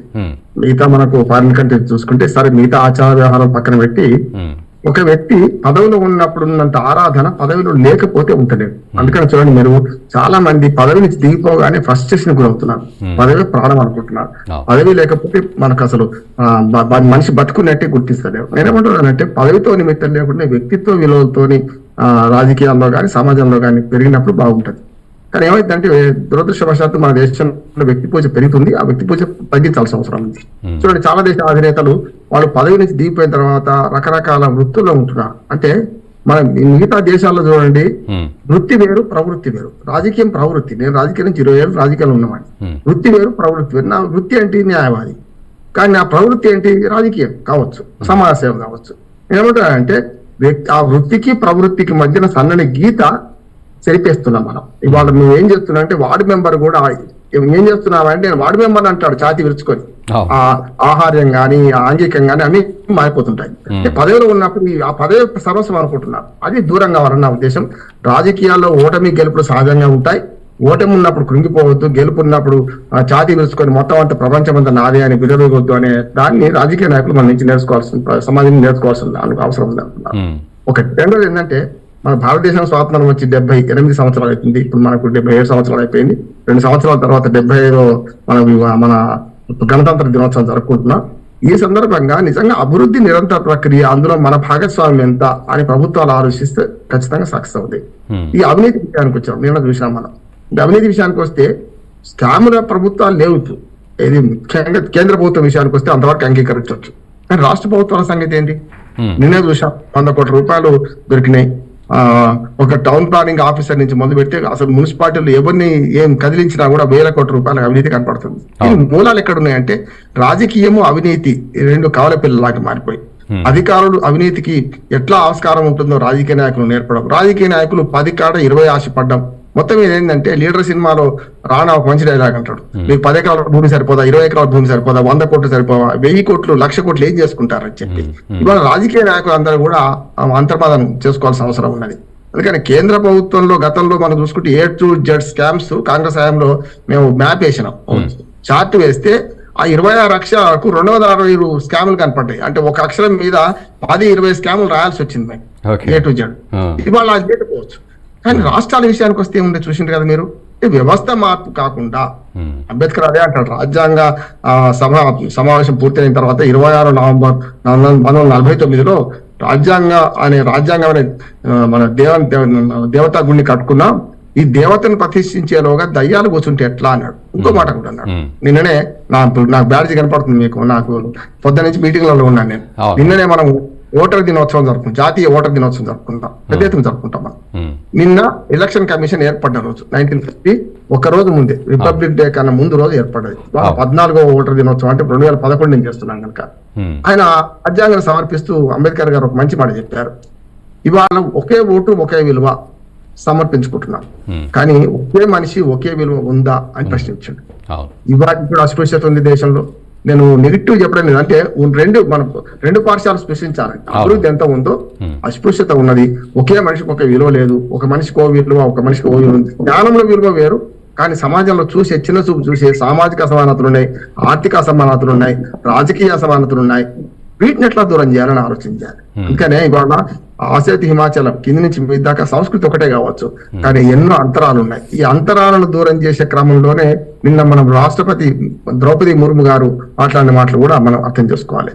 మనకి ఎన్నో అంతరాలు ఉన్నాయి, వీటికి అవకాశాలు కూడా ఉన్నాయి. అంటే స్వాట్ అనాలిసిస్ చేసుకోమంటున్నారు. అవకాశాలను అందిపుచ్చుకోవాలి, అవాంతరాలను దూరం చేసుకోవాలి. నిన్న ద్రౌపది ముర్ము గారు మన దేశ ప్రజలందరికీ ఒక సందేశం ఇచ్చారు. దాన్ని అర్థం చేసుకో. అంబేద్కర్ మొదలు పెట్టారు ఆనాడు, ఇవాళ ద్రౌపది ముర్ము ఒక ఎస్టీ కులంలో పుట్టి మరి వాళ్ళ అత్యున్నతమైన పదవి చేపట్టిన ఆమె మాటలు కూడా మనం వినాలి. అందుకని నేను ఏమంటున్నాను గారు, దేశంలో అభివృద్ధి నిరంతర ప్రక్రియ. ఓ పిల్లవాడి నుంచి మట్టి రోడ్డు నుంచి తార్ రోడ్డు, కంకర్ road, tar road, double strip, మనకు స్వర్ణ చతుర్భుజితోని వాజ్పేయి గారి హామీలో 4 లైన్ రోడ్లు వచ్చినాయి. దేశం అంతా మన అభివృద్ధి చెందుతుంది. ఈ అభివృద్ధికి తగ్గట్టు సమాజంలో అసమానతలు పోయినాయా? లేవు కదా. అట్లా అవినీతి విషయానికి వస్తే కేంద్ర ప్రభుత్వం ఒకటి స్వచ్ఛంగా ఉంటే లాభం లేదు, మిగతా ప్రభుత్వాల సంగతి ఏంటిది? అందుకని వాళ్ళు ఏమవుతుందంటే ఖచ్చితంగా రేపు అవినీతి నిర్మూలనకు కొన్ని మార్గాలు ఉన్నాయి. మోడీ గారు ముందు పెద్ద సవాల్ ఏంటంటే ఈ అవినీతి భారత్ను, అసమానతల భారత్ను ముందుకు తీసుకుపోయిన ఎలా అనేది పెద్ద సవాల్ అంటున్నాను నేను. మిగతా అన్ని సవాళ్ళ కంటే ఇది చాలా పెద్ద సవాల్. 75 ఏళ్ళు గడిచిన తర్వాత కూడా ఈ మాట మాట్లాడుకుంటున్నాం.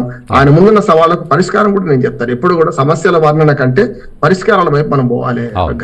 పరిష్కారం ఉదాహరణకు అవినీతి ఉంది. నిన్న మొన్న నేను వ్యక్తుల పేర్లు చెప్పదలుచుకోలేదు. ప్రభుత్వాలన్నీ, రాష్ట్ర ప్రభుత్వాలు చాలా అవినీతి పంకులమే. దానికి కారణం ఏంది? విత్తు ఒకటి పెడితే చెట్టు ఒకటి కొనవదు. మనం వేప విత్తనం పెట్టి మామిడికాయలు అంటే ఫలాలు మధుర ఫలాలు తావు. మనం ఏం చేస్తున్నాం? ఎన్నికల్లో డబ్బు సారా ప్రమేయం లేకుండా గెలిచినప్పుడు రాజకీయాల్లో అవినీతి ఉండదు. ఇవాళ 100 కోట్ల రూపాయలు పెట్టి రాజకీయాల్లో మనకు మన ఎన్నికైన వాళ్ళు రేపు పొద్దున 1000 కోట్లు సంపాదిద్దాం అనుకుంటారు కదా, అక్కడ వచ్చిన సమస్య. అందుకని ఇక్కడ ఎన్నికల సంస్కరణ కావాలి.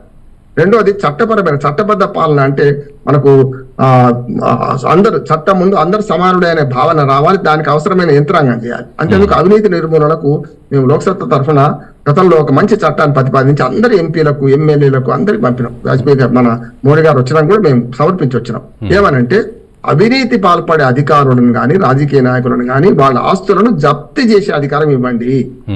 వాళ్ళ పిల్లలు రోడ్డు మీద పడాలి. అంటే అప్పటిదాకా సంపాదించుకున్న ఆస్తి అంతా అందేరం కావాలి, ప్రభుత్వం స్వాధీనం చేసుకోవాలి. అప్పుడు మాత్రం వింటారు. మీరు చూడండి, అవినీతి పనులు దొరుకుతారు, 4 రోజుల తర్వాత బాగాలైపోతారు, మళ్ళీ వాళ్ళే అంతకంటే పై ఉద్యోగాలకు వచ్చేస్తున్నారు. అంటే సస్పెన్షన్ అనేది ఒక 3 రోజుల ముచ్చటగా మిగిలిపోతుంది. ఇట్లా కాకుండా ఉండాలంటే పెద్ద సవాలు మన మోడీ గారి ముందట ఉన్నది ఏంటంటే అవినీతి భారత్ను, నిజంగా అవినీతి భారత్ అంటున్నారు, అవినీతి భారత్ను ఎవరో ఒక్కరో ఇద్దరో మానేంత లాభం లేదు, సమాజంలో వ్యవస్థాగతమైన మార్పుల ద్వారా చేయాలి. అంటే గాంధీ గారు బెల్లం తినొద్దని చెప్పడానికి తాను బెల్లం మానేసిండు. కానీ వ్యక్తి మారితే వ్యవస్థ మారదు. అంబేద్కర్ గారు ఏమన్నారు, వ్యవస్థ మారాలి. వ్యవస్థకు సంకేతం చిన్న విషయం చెప్తాను నేను. మనకు రోడ్ల మీద సిగ్నల్స్ ఉంటాయి, ట్రాఫిక్ సిగ్నల్స్. ఈ ట్రాఫిక్ సిగ్నల్ లేకపోతే చూడండి ఎట్లా మనం ప్రవర్తిస్తాం కదా, అడ్డదిడ్డంగా పోతాం. అంతేందుకు అందరం భక్తులమే తిరుమల తిరుపతి దేవస్థానానికి పోతాం. ఒక లడ్డూల గంప తెచ్చి అక్కడ పెట్టండి, అందరం భక్తులమే కదా. కానీ ఎగబడి ఆ లడ్డూల గంపను చిందర వందర చేసేస్తాం కదా. అక్కడ క్యూ లైన్ ఎందుకు పెట్టిండ్రు?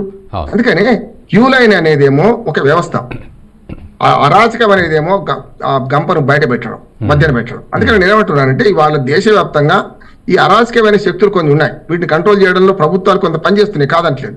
కానీ అవినీతి నిర్మూలనకు ఈ ప్రభుత్వాలు చేయాలంటే వారి ఎన్నిక సక్రమంగా జరగాలి. అందుకనే ఇవాళ ఒక ఎస్ఐ ట్రాన్స్ఫర్ విషయంలో కానీ, ఒక ఎస్ఐ పోస్టింగ్ విషయంలో కానీ, మీరు ఏదైనా ఒక రిజిస్ట్రార్ కానీ, సబ్ రిజిస్ట్రార్ కానీ, ఇట్లా అవినీతి చేతులు మారుతుంటే, డబ్బులు చేతులు మారుతుంటే వాళ్ళందరూ స్వచ్ఛందంగా ఎట్లా పనిచేస్తారు?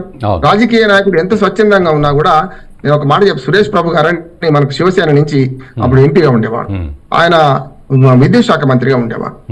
శివసేన పార్టీ స్వయంగా ఆనాడు వాజ్పేయి గవర్నమెంట్ లో ఏమన్నదంటే, సురేష్ ప్రభు పనికిరాడు, నా ఖాతా హాయ్ నా ఖిలాతా హాయ్, తినడు తిననియడు, గడ్డివాం కాడ కుక్క అటువంటి వాడు ఆయన, కనుక తీసేయండి అని సొంత పార్టీ శివసేన సిఫారసు చేసింది. అంటే మంత్రివర్గం నుంచి తీసేమన్నదాన్ని. అంటే మంచి వాళ్ళు ఉన్నారు ఇప్పటికి కూడా, రాజకీయ నాయకుల్లో మంచి వాళ్ళు ఉన్నారు. పరిస్థితులను బట్టి వాళ్ళు చెడ్డవాళ్ళుగా మారిపోతున్నారు, అవినీతి పరులుగా మారిపోతున్నారు. దీనికి మూలాలు అన్వేషించకుండా రాజకీయాన్ని అసహించుకోవడం కాదు. రాజకీయం ఒక పవిత్రమైన వ్యాసంగం. మన భారత ప్రజాస్వామ్యంలో ఓటు అనేది పవిత్రమైన మన ఆయుధంగా ఉన్నది, ఒక బ్రహ్మాస్త్రంగా మనకు ఉంటది. ప్రాతినిధ్య ప్రజాస్వామ్యంలో వార్డు మెంబర్ నుంచి మొదలుకొని మనం పార్లమెంట్ మెంబర్ వరకు 6 ఓట్లు వేస్తున్నాం.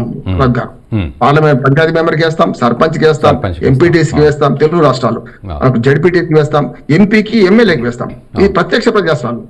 పరోక్షంగా రాజ్యసభ సభలు ఎన్నికవుతారు, ఎమ్మెల్సీలు ఎన్నికవుతారు, అట్లాగే రాష్ట్రపతి గారు కూడా అసెంబ్లీ ఎమ్మెల్యేలు ఎంపీల ఓట్లతో ఎన్నికవుతారు. కానీ నేనేమంటున్నానంటే ప్రత్యక్ష ప్రజాస్వామ్యంలో, మన ప్రాతినిధ్య ప్రజాస్వామ్యంలో మనం ఎన్నుకున్న ప్రతినిధులను ఎన్నుకునేటప్పుడు సరైన విధంగా ఆలోచించి మంచి వాళ్ళని ఎన్నుకుంటే మంచి ప్రభుత్వాలు వస్తాయి. ఎగ్జాక్ట్లీ. విత్తు ఒకటి చెట్టు ఒకటి రాదు, విత్తు పెడితే ఒక విత్తు పెడితే ఇంకో చెట్టు రాదు. కనుక దీన్ని అర్థం చేసుకొని ఓటు హక్కు విలువ తెలియాలి. అవినీతి నిర్మూలనకు అనేక మార్గాలు ఉన్నాయి. సంస్కరణల వైపు పోతారని నేను ఆశిస్తున్నాను. మోడీ గారు వచ్చే 5 ఏళ్లలో హ్యాట్రిక్ కొడదామని ఆశపడుతున్నాను. ప్రజల తీర్పు తప్పనిసరి ఎట్లా ఉంటే అది, ఒకవేళ ప్రజల తీర్పు అనుకూలంగా వస్తే మోడీ గారు ముందు పెద్ద సవాల్ ఏంటంటే అసమానతల భారత్ను ఎట్లా ముందుకు తీసుకెళ్లాలి, అవినీతి భారత్ని ఎట్లా ముందుకు తీసుకెళ్లాలి ఆలోచించాల్సిన అవసరం వికసిత భారతంగా ఎలా మార్చాలి అనే కర్తవ్యాన్ని. సో ప్రసాద్ గారు, అంటే మీరు ఇంకా ఏ లెక్కలు చెప్దాం అనుకున్నారు? అట్ ద సేమ్ టైం ఒక కంక్లూజన్ పాయింట్కి మనం వద్దాం. తప్పకుండా అండి. సో ముఖ్యంగా రామ్మోహన్ రావు గారు చెప్పిన దానికి ఇంకో చిన్న ఎక్స్టెన్షన్. మెయిన్ ఏంటంటే మనకి ఆలోచన విధానం ఇంకా బ్రిటిష్ది ఎలా ఉందంటే, ఒక సింపుల్ ఎగ్జాంపుల్, మనకి ద్రోణాచలం అంటే ఎక్కడంటే ఎవరు చెప్పలేరు. దోన్ అంటే దోన్ ఉంది. శృంగవరపు కోట అంటే ఎవరికి తెలియదు. ఎస్ కోట మనకి విజయనగరం దగ్గరికి వెళ్తే వస్తుంది. అలాగే ఇప్పుడు మనకి విద్యా విధానంలో కూడా ఏమొచ్చిందంటే, ఒక పద్యంలో వచ్చింది, బడికెళ్ళే అబ్బాయికి అమ్మ బొట్టు పెట్టనంది, బెల్ బాటం పంతులమ్మ బతుకమ్మని పాడనంది, బూట్లు కాళ్లకు దుర్వాసన నోటికి రుచి పెంచుతోంది, నిలబడి తింటున్న వారి తలపై సభ తీర్చినది. ఇప్పుడు వ్యవస్థ ఇలా ఉంది. అంటే ఇంకా మార్పులు అవ్వాల్సింది తప్పకుండా. కానీ ముఖ్యంగా మనం చూడాల్సింది, మనకి ఎంత అభివృద్ధి జరిగినా సరే ఇంకా చేయాల్సింది చాలా ఉంది. మనకి కరప్షన్ అయిపోయింది, ఇంటర్నల్ మనకి సెక్యూరిటీ పరంగా కూడా మనం బాగా అయ్యాం. మన బార్డర్స్ అన్నీ సేఫ్గా ఉన్నాయి. సో అందు గురించి మనకి అది బాగుంది. మిగతాది ఇక్కడ మనం తర్వాత ఏం చేయాలి? మనకి రామ్ మందిరం ఇది ఓపెనింగ్ అప్పుడు భాగవత్ గారు ఒక మంచి అద్భుతమైన స్పీచ్ ఇచ్చారు. ముఖ్యంగా మోదీ గారు అంటే రామరాజ్యం అంటే ఏంటి అని చెప్పారు. దాని తర్వాత దానికంటే ముందు రామరాజ్యంలో ప్రజలు చేయాల్సింది ఏంటి, వారి బాధ్యతలు ఏంటి, కర్తవ్యాలు ఏంటి అనేది చాలా అద్భుతమైన ప్రసంగం అది. దాంట్లో మనం అక్కడ చూడాల్సింది ఏంటంటే, అసలు మనము ప్రతి ఒక్కళ్ళకి భగత్ సింగ్ కావాలి. ఎందుకంటే ఈ సమస్యలు ఎదుర్కోవడానికి ఒక భగత్ సింగ్ కావాలి. కానీ వాళ్ళు ఆలోచించే ధోరణి ఎలా మారాలంటే, ఆ భగత్ సింగ్ పక్కింటి వాడి నుంచి కాదు, మన ఇంటి నుంచి కూడా రావాలి.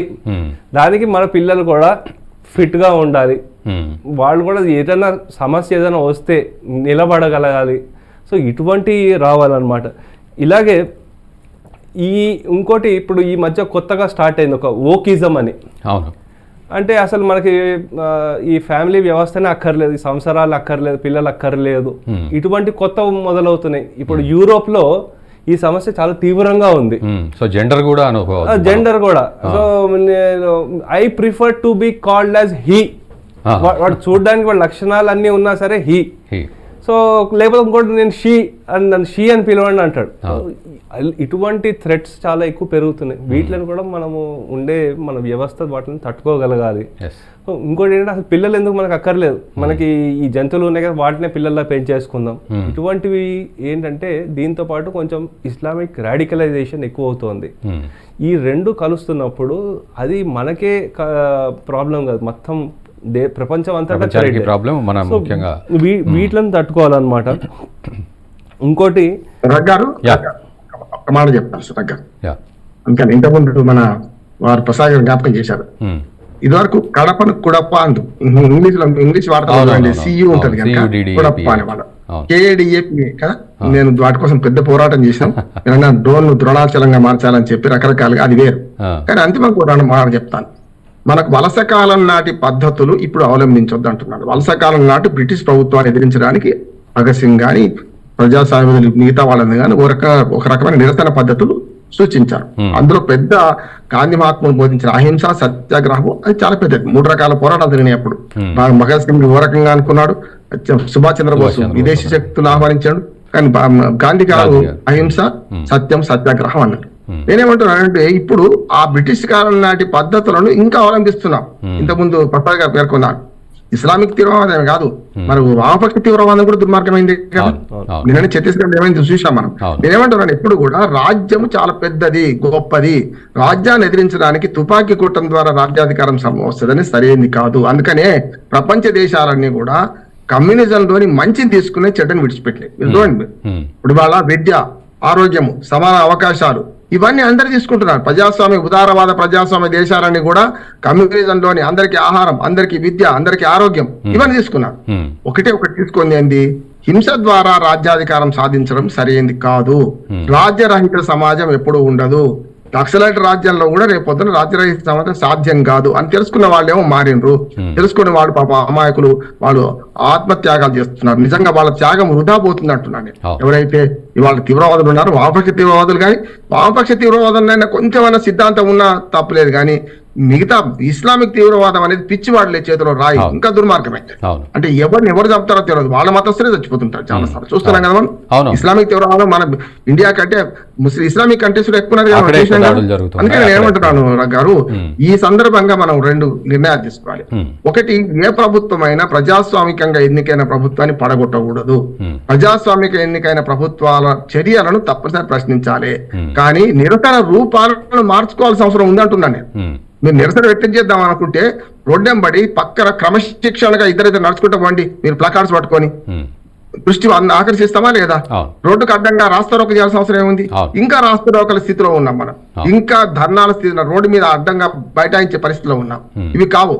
నా ఉద్దేశం అంటే ఇవాళ భారత ప్రభుత్వంలో మనం ఉన్నాం కనుక మన భారతదేశంలో కొత్త నిరసన రూపాలను, నిరసన తప్పనిసరి. మన పిల్లలు కూడా చేతిలో ఏదుంటే విసిరి కొడతారండి మనకి అది ఇవ్వకపోతే. అయితే పిల్లలకు తెలియకపోవచ్చు, కానీ పెద్దలకు తెలవాలి కదా మనకు అందరికి కూడా.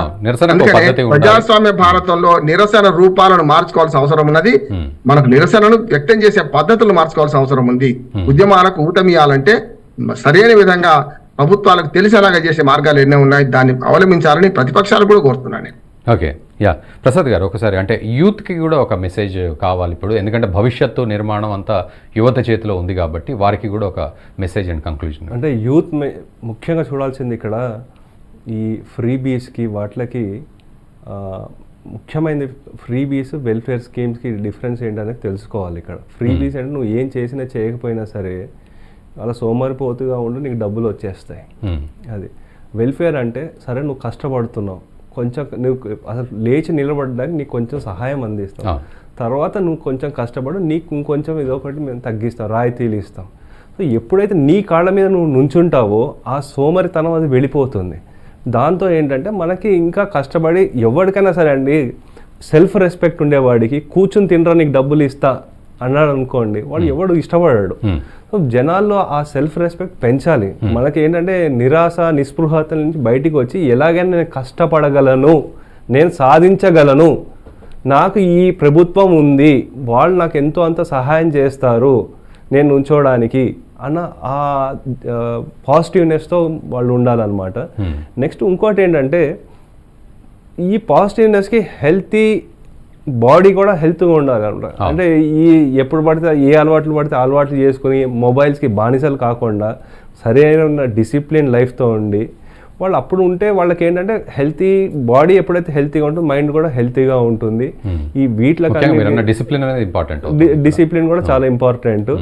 ఇంకోటి మిగతా మనకి ఏంటంటే ఇప్పుడు ఏదో ఉద్యోగాల గురించి వెయిట్ చేయకండి, ఎంత చిన్న ఉద్యోగం స్టార్ట్ చేయండి, వస్తుంది మనకి టైం వస్తుంది, మనం ఇంకా కష్టపడి మనం ఇంకా పైకి రాగలుగుతాం. మనం వివేకానందుని స్ఫూర్తిగా తీసుకోండి. అలాగే ఎంతో మంది మనకి బిజినెస్ మెన్స్ ఉన్నారు, మనకి ఇప్పుడు స్టార్ట్అప్స్లో ఎంతో సక్సెస్ఫుల్ స్టోరీస్ వస్తున్నాయి. సో అందు గురించి ఇప్పుడు అవకాశాలు కష్టపడే వాడికి బోల్డ్ అని అవకాశాలు ఉన్నాయి. ఒకప్పుడు ఏంటంటే ఏం లేదు, మొత్తం గవర్నమెంట్ రావాలంటే పెద్ద పెద్ద అప్లికేషన్లు, ఒక 100 పోస్టులు ఉంటే 1,00,000 మంది అప్లై చేసేవారు, అలా ఉండదు. ఇప్పుడు మనకి ప్రతి ఒక్కటి మనకు అవకాశాలు ఉన్నాయి. సో అందు గురించి మీరు ఎవరో వాళ్ళకి ఇంత వస్తుంది నాకు ఇంత రావట్లేదు అవి కంపారిజన్లు కాకుండా దినదినంగా నేను ఎలా అభివృద్ధి చెందాలి, ఈ అభివృద్ధి చెందాలంటే నేను ఎలా ఇంకా స్కిల్స్ ఎలా డెవలప్ చేసుకోవాలన్న ఈ ఫోకస్ ఉండడం చాలా ఇంపార్టెంట్ అండి. ఓకే, యా రామ్మోహన్ రావు గారు, మీ కంక్లూజన్, యువతకు మీరు ఇచ్చే సందేశం ఏమిటి? గణతంత్ర స్ఫూర్తిని ఎలా నింపుకోవాలి? చాలా మంది వయసు ఉడిగా అంటే మాలాంటి వాళ్ళందరూ కూడా చాలా మంది నేను ప్రసంగాలు యూత్ దగ్గర పోయినప్పుడు వీళ్ళు ఎట్లా చేస్తున్నారంటే యువతను అవమానిస్తూ మాట్లాడుతున్నారు. వాళ్ళకి ఏమీ తెలియదు. నేను ఎప్పుడు చెప్తుంటాను, మన విజన్ కంటే ఇప్పుడున్న యువత విజన్ చాలా గొప్పది. మన భుజాల మీద నిలబడి వాళ్ళు చూస్తున్నారు. వాళ్ళు వ్యర్థ ప్రసంగాలు చేసి చాలా మంది యూత్ మంచి మార్గంలో ఉన్నారు. ఎప్పుడు కూడా పాజిటివ్ గా మనకు కనపడేది తక్కువ, నెగిటివ్ తొందరగా కనబడుతుంది. ఇప్పుడు పులి మనిషిని గరిస్తే వార్త కాదు, మనిషి పులిని గరిస్తే వార్త. అట్లాగే యువతకి మన ఉద్బోధన ఎక్కువ చేస్తున్నామని నా ఉద్దేశం. యువత మనకనే చాలా అడ్వాన్స్ గా ఉన్నారు. ఇవాళ వాస్తవాన్ని అర్థం చేసుకుంటున్నారు. కొందరు యువత చెడుదారి పట్టవచ్చు, కాదు మాదక ద్రవ్యాలు కానీ ఇతరత్ర ఉండొచ్చు, కానీ 100% మంది పాజిటివ్ గానే ఉన్నారు. రగ్ గారు, భారతదేశంలోనే ఒక 10 ఏళ్ల క్రితం ఒక చిన్న సర్వే జరిగింది, ఎంత నిజాయితీ ఉంది మన దేశంలో అని చేసి ప్రపంచవ్యాప్తంగా జరిగిన దానిలో ఒక మాట చెప్పారు. అంటే ఆ కరెన్సీలో ప్రలోభపడేంత కరెన్సీ అక్కడక్కడ బస్ స్టాండ్లలో, రైల్వే స్టేషన్లో అక్కడక్కడ విడిచిపెట్టిపోతే ఎన్ని వెనక్కి వచ్చాయి అని ఒక బేరీజ్ వేశారు. దాదాపు 16 దేశాల్లో ప్రపంచవ్యాప్తంగా ఈ ప్రయోగం చేస్తే మన దేశంలో గురించి అడిగితే నేను టూకేగా చెప్పేస్తా. చాలా మంది ఏమంటారు, ఒక్కటాలేదు సార్, మొత్తం 90% రాలేదు సార్ అని మాట్లాడుతుంటారు. కానీ తెలుసా మన దేశంలో ఎంత నిజాయితీ ఉందంటే 85% ఆ అడ్రస్ ఉంటుంది, అక్కడికి చేర్చారు. డబ్బున్నా సరే గొడవ పడకుండా. అందుకనే మన నిజాయితీ గురించి మనం శంకించాల్సిన అవసరం లేదు, మన యువత గురించి మనం శంకించాల్సిన అవసరం లేదు. యువతకు సక్రమ మార్గంలో పెట్టి ఆలోచనలు ఇద్దాం. నేను ఎవరికి చెప్తున్నా, మన భుజాల మీద కూర్చున్న యువత, నిలబడ్డ యువతకు మనకంటే విజన్ దూరస్తున్నది. దాన్ని ఆచరణ పెట్టడానికి అవకాశాలు కల్పించేదే ప్రభుత్వం చేయాల్సిన పని. అవకాశాలు లేక యువత నిర్వీర్యం అవుతుంది తప్ప ఈ దేశంలో అవకాశాలు ఉంటే పుష్కలంగా ప్రపంచ దేశాలకు మిన్నగా మన మానవ వనరులు ఉన్నాయి. మానవ వనరులు, హ్యూమన్ రిసోర్సెస్ సరిగ్గా వాడుకుంటే విశ్వ విజేతగా మన యువత ప్రపంచవ్యాప్తంగా పేరు సంపాదించుకున్న విశ్వాసం, ఆత్మవిశ్వాసం.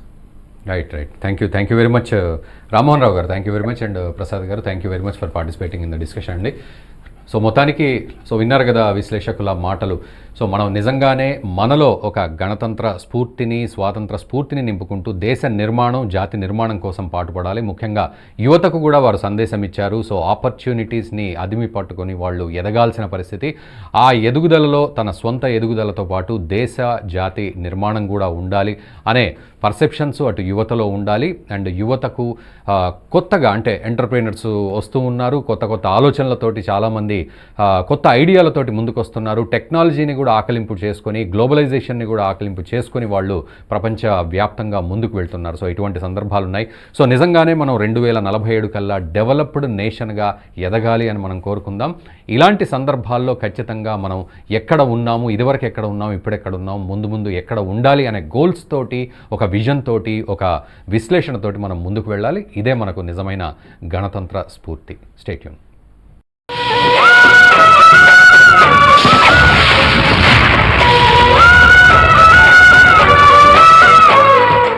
నమస్తే, వెల్కమ్ టు గ్లోబల్ రౌండప్. అంతర్జాతీయ పరిణామాల్ని భారతీయ దృక్కోణంలో విశ్లేషించే చర్చా కార్యక్రమం గ్లోబల్ రౌండప్ 132వ ఎపిసోడ్లోకి ఎంటర్ అవబోతున్నాం. గత వారం 131వ ఎపిసోడ్లో వచ్చినటువంటి కొన్ని కామెంట్స్ని మనం ర్యాండమ్గా వీక్షిద్దాం.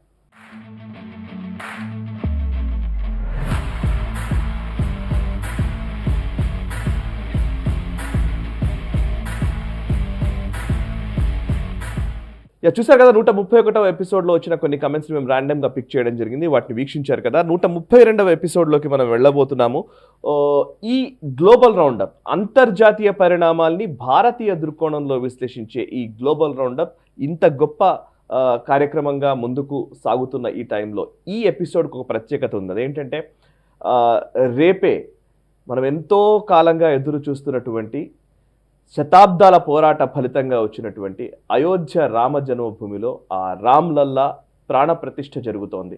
ఈ సందర్భాన్ని పురస్కరించుకొని మనం ఒక్కసారి ఆ శ్రీరాముడి పాదాలకి నమస్కరించుకొని ఆ రామ కార్యంలో భాగస్వాములైన వాళ్ళందరినీ అభినందించుకుంటూ వాళ్ళకి పాదాభివందనం చేస్తూ మనం ఈ వారం గ్లోబల్ రౌండప్లోకి ఎంటర్ అవుదాం.